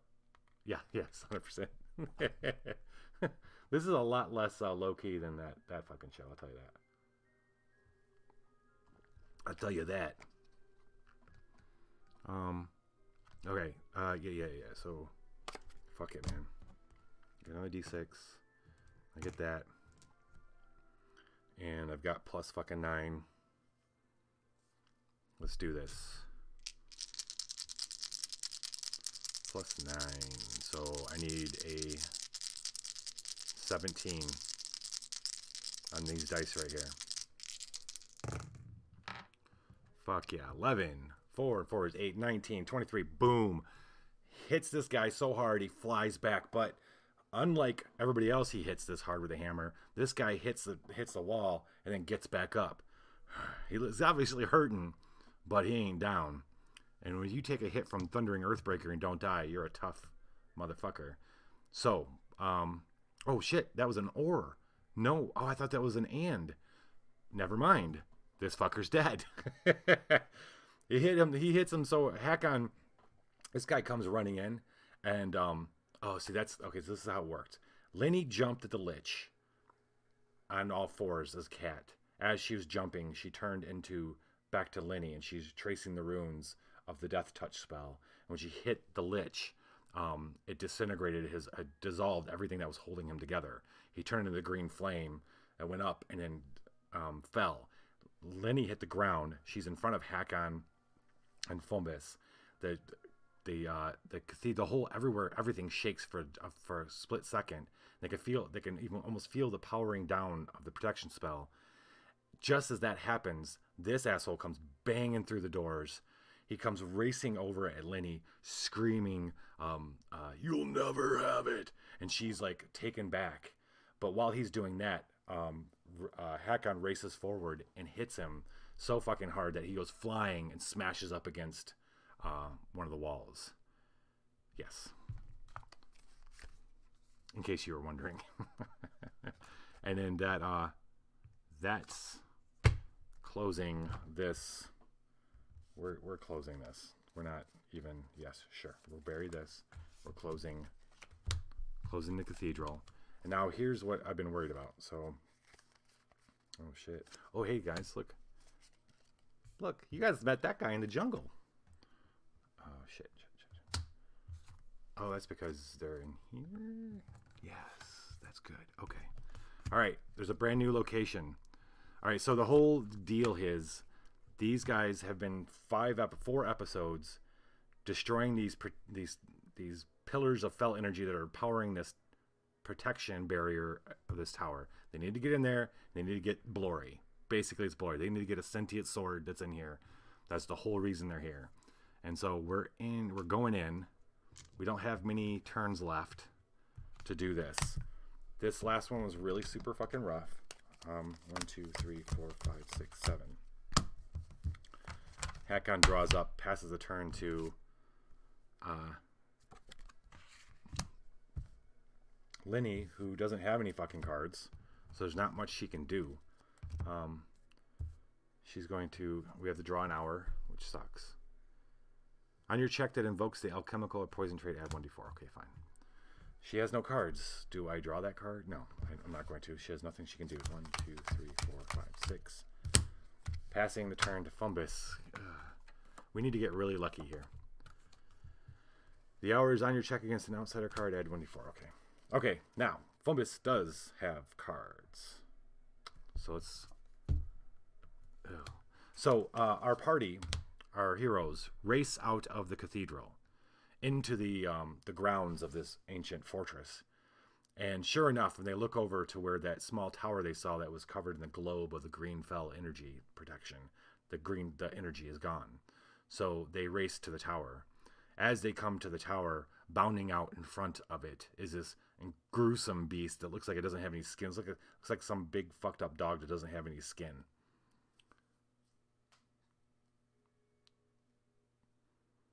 Did I say black fingers? When did I say black fingers? You had me worried. What do you mean? Huh. What am I missing? Okay.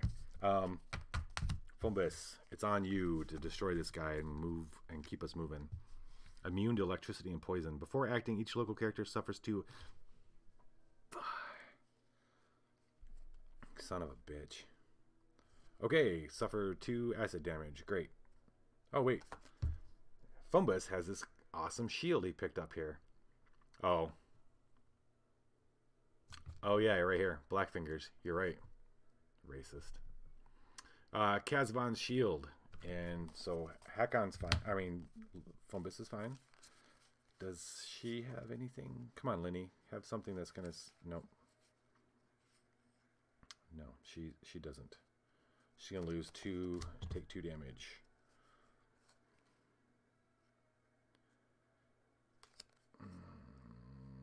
This is hard. Okay. You know who really can't take this damage is fucking Fumba, as Hakon, man. But he's going to. No, he doesn't. He can't. He don't. No, he's okay. Acid damage. When you suffer damage, freely reduce it by 1. Okay, so he's... Just take 1. 1 point damage. Okay, fine. Alright, Fumbus. Kill this guy. Fumbus is going to immolate him. No, it's kind of... Well, he's going to discard it to do it. No. What can you do, bro? Well, I guess he can combo this. Fine. Okay, it's not the best, but... He's going to cast a Force Missile, and he's going to add fire to this. To blow this guy out of the sky. Out of whatever it is. Blow it back to wherever it came from. So we're going to take that. It's, his Arcane's D8 plus 4. And then he's going to recharge this. To add 2d6 and fire, and then it's 2d4. Okay, I need another 2d4. Oh, here we go. Another d4. Okay. So it's 4. Did I say 4? Yeah. That's not nearly. This sucks. So I need 20 out of these dice right here. Let's see if we can add it up on any check. All right, so our girl Lenny can cast this spell here to give him 1d4 plus 5. So we need another 1d4. You know what? I'll just add it unless I can find one real quick here. No, we'll just roll it twice. I got plus 10. He needs a 14 on these dice now. That's much better. 10, 14. Okay. So this thing comes bounding up. Fumbus, he didn't get a lot. He's been okay because he didn't deal with the Lich or the crazy guy that came in. So he races up and he says the words of power. He shoots Force Missile, but it's his own little modified mix where it's like it's almost like multiple fireballs come flying out. Bursting, this thing screeches as the fireballs go into its mouth. And you're going to see the insides light up. And it explodes from the stomach out.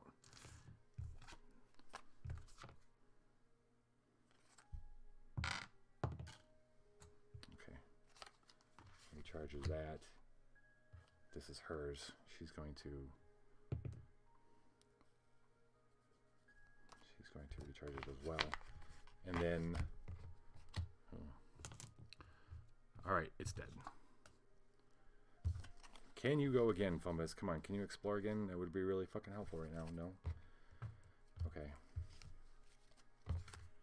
He now has more cards in his discards in his deck. He can bury a random card and heal 1d4.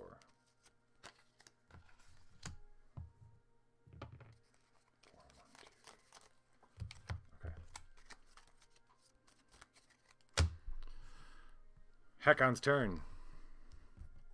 Hackon's this fellow. Heck on, heck off. Oh boy.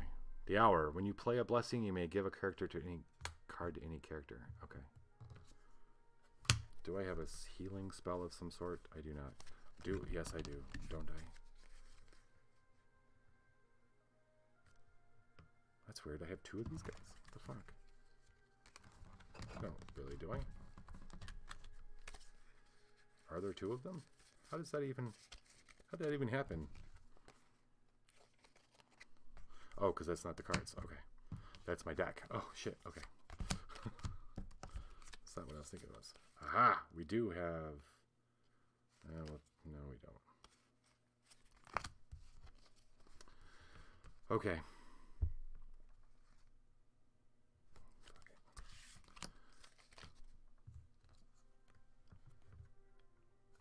A blessing. Okay. Charisma plus 5. 4 plus 5 is 9. That's kind of his jam. Oops. 9. Of course he doesn't get it. Fine. Oh, come on. Does he have any other way to explore right now? Shit. We don't. We're passing. 6. Okay, getting messy, but that's because I'm down to 3 turns. I have 3 turns to win this game. 3 turns, starting with Lenny, the first one. All right, the hour. You may avenge by discarding a card. Okay, don't care. A riding Allosaurus. Okay. So, they enter the tower, all right? It's much bigger on the inside than it appears on the outside. Much bigger. Big enough to hold a fucking Allosaurus for some reason. The roar shakes them back. As they're racing the tower looking for, they know this sword is probably being guarded by something. They don't know what. Could be this Allosaurus. It isn't. But this thing is oh wait, the Allosaurus is a fucking ally. My bad. Holy shit, this is so good for her right now. Oh my god, I can't believe she got this. So Lenny is our little gnome druid, and she takes on shapes. And that is one hell of a shape to take on. Let me tell you. So Wisdom, Charisma, Survival. Okay, we're going to use her Survival. She gets a D10 plus 7. So she needs a roll of 7 on that to get this guy. We fucking want this guy. How do I add more to that? Boom, right here. She uses her bat form to add a 1d4 to this roll. And 7 she got. Hell yeah. Okay. Yes. And then she's going to use...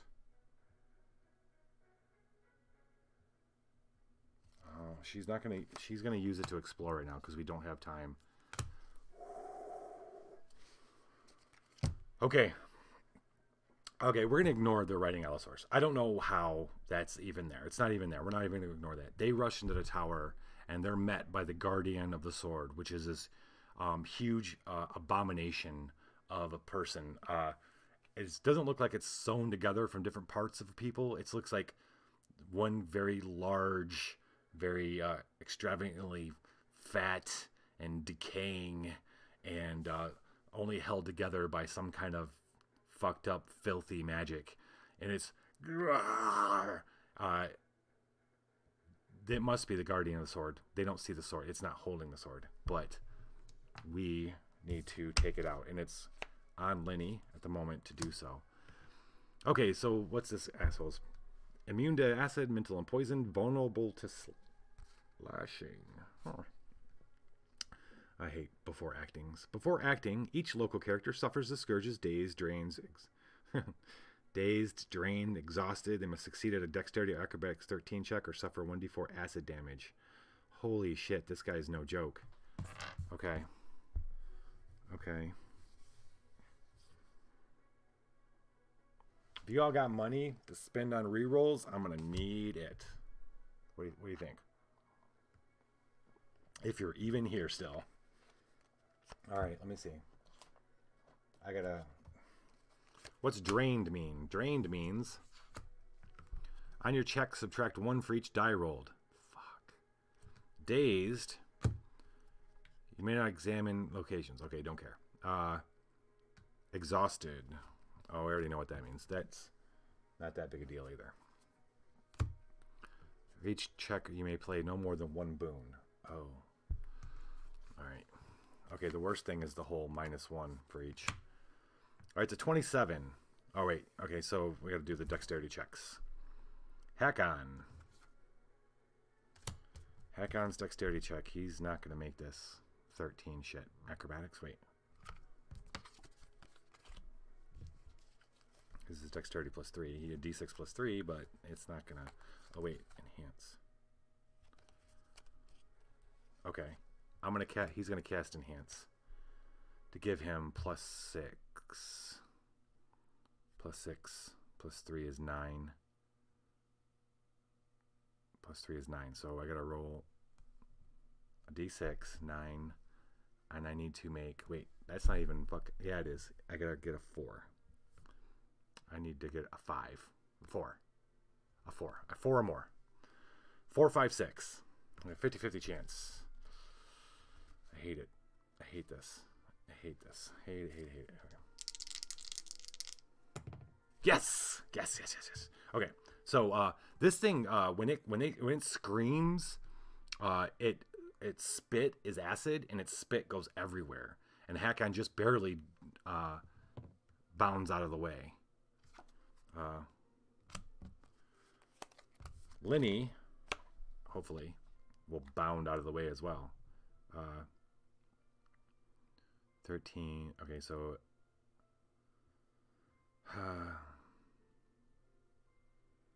what's her dexterity? Is D8. She doesn't have anything to plus it up, though.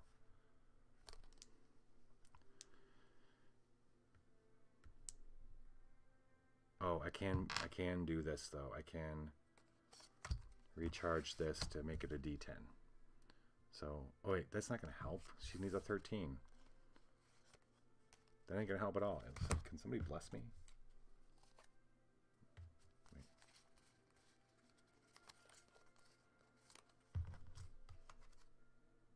Oh, that's his hand. Okay. That's my discard. I'm getting messy over here. I'm getting sloppy. It's late. It's 2 o'clock in the morning. 2 o'clock in the morning. There's nothing he can do to help her right now.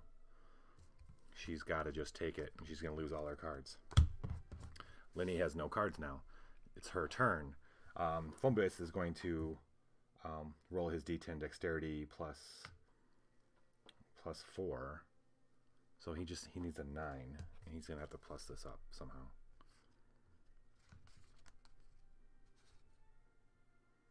He's not going to do. So what he's going to do... one less. I've done that all night. I need 1. He's going to take what? 1 acid damage. He shows his shield and takes no fucking damage. Oh, you know what? I took that damage with her, and she only took 1 of it. So I didn't need to get rid of both these cards. So I'm going to pick this one. Okay. Sorry, I'm sloppy. I'm rusty. It's been a long game. This is the final battle, though. This is the final shit. Well, there's one. Yes, it's the final turns. This is Lenny's turn. She doesn't have the cards. Well, she does. Do I take this fucker out with Death Touch, just like she did? How do I even have this in my hand, though? That's what I'm wondering. Like, didn't I just use that on the... Did I draw it? I just literally used it. I feel like I shouldn't have it. Like, I don't think she has any cards in her hand, actually, to be honest. She can't take this. Hack-On, however, can step up and take it for her. And that's what he's about to do. He's going to discard a card. No, he's going to recharge a card. And then he's stepping up once again to bash a fucker with a thundering Earthbreaker. Strength. I'm brain farting here. Okay, D10, D12. He's going to discard that to add this. He's going to use this to add 1d4. And then I can only use one. Wait, hold on. After you reset, recharge your. Okay, I can only use no more than one boon. Have I played? Okay, I can't play this one. But somebody else could. They don't got nothing to play.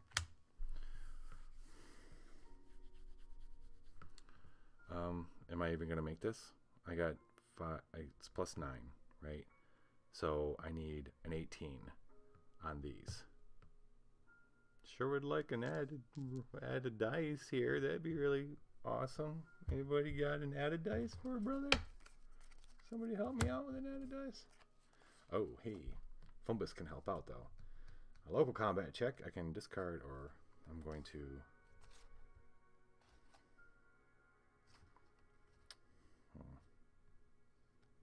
I'm going to discard this. Add 2d6, or 1d6. Yay, spooky. Thank you. I can add a die. Yay. We're going to add, that's a d10, because that's the thing. Thank you, spooky. Okay. Have 2. I'm going to need it. I'm going to need it again. I'm going to save that one, okay? Because this isn't the very, very final thing. I got one more final crap to do. Hell yeah. 12, 20, 26, 32, 34. This guy, this time, Hakon just goes, and it just smashes his head down. But then it stops. Bam! It stops as if it hits stone. As if it hits stone. I gotta double check what I gotta do here. Because it's not fucking over. Okay, no. Alright, no, it's he smashes this thing almost to the ground. Smashes his head into his gullet and killing him. However, when that happens, they hear a roar from above them in the tower.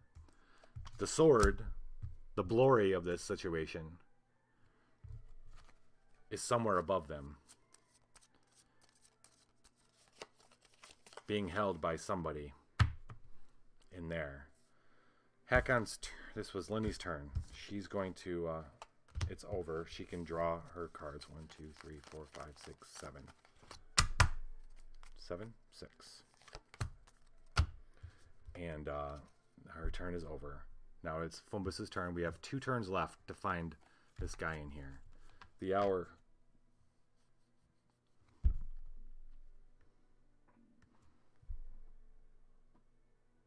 One, 2, 3, 4, 5, 6. I forgot about this. -6. It was like 32 minus. I was fine.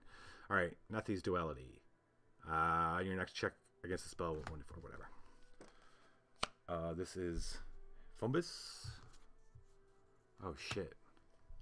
So we go racing up the stairs. As they're racing up the stairs, there's a trap. Of course, there's a trap. There's always a trap. Always a trap. Okay, to get past it, Constitution of Fortitude, which is not going to be good, or Intelligence. His Intelligence is good, though. D8 plus 2, which is not going to do 15.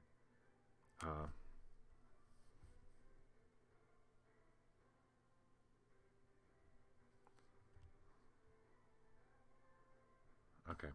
What the hell are we going to do?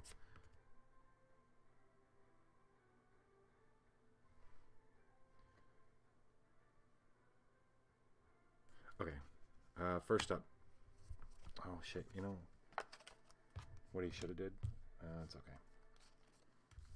I'm going to use that added die now.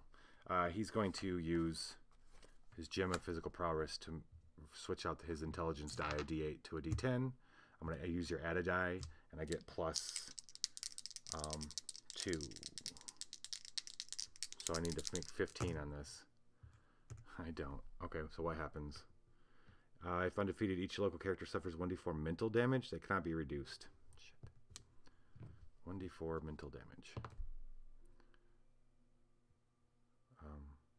So Fumbus takes 2. Great. Lenny takes 3.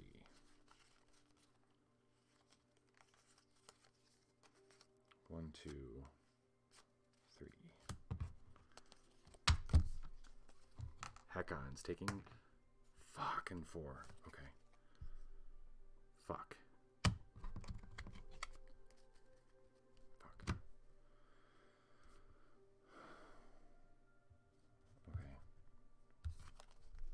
Whose stupid hand is that?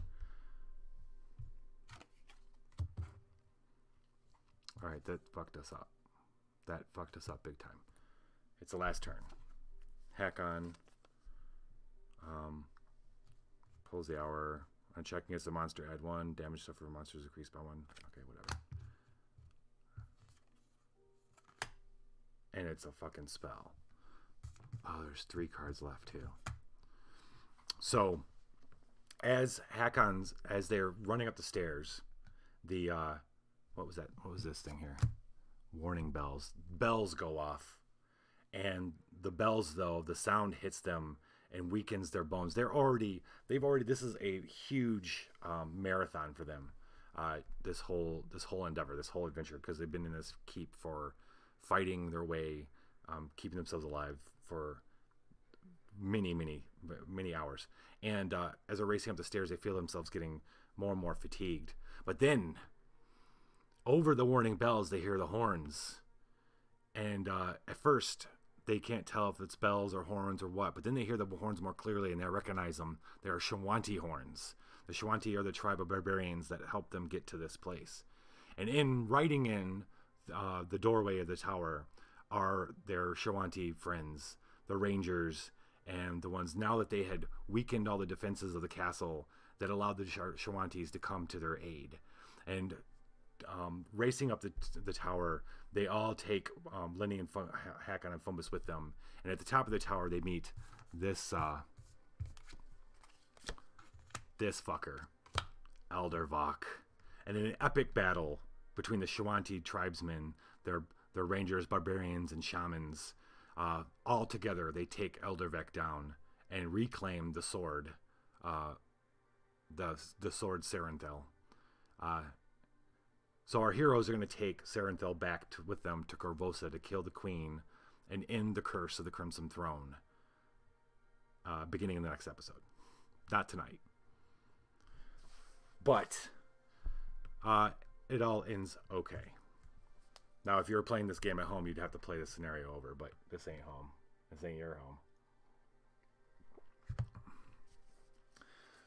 Whew. Okay, so that was a little fucking epic. Thank you guys for joining me very much. Thank you for the added dice. You're the only...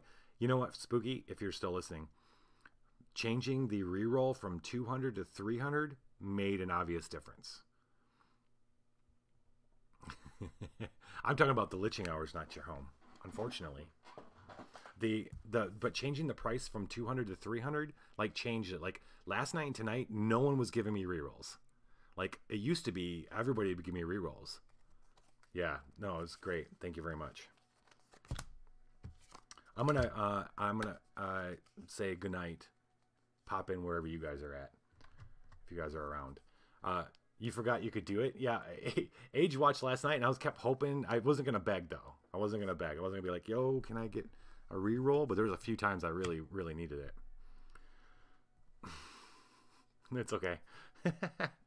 Like I said, I wasn't gonna beg for it. It's all good. I made it. I mean, we won last night. This is the first time I ever actually lost in this game. It's okay. This gotten really hard. But y'all have a great evening, and Viva la Dungeon.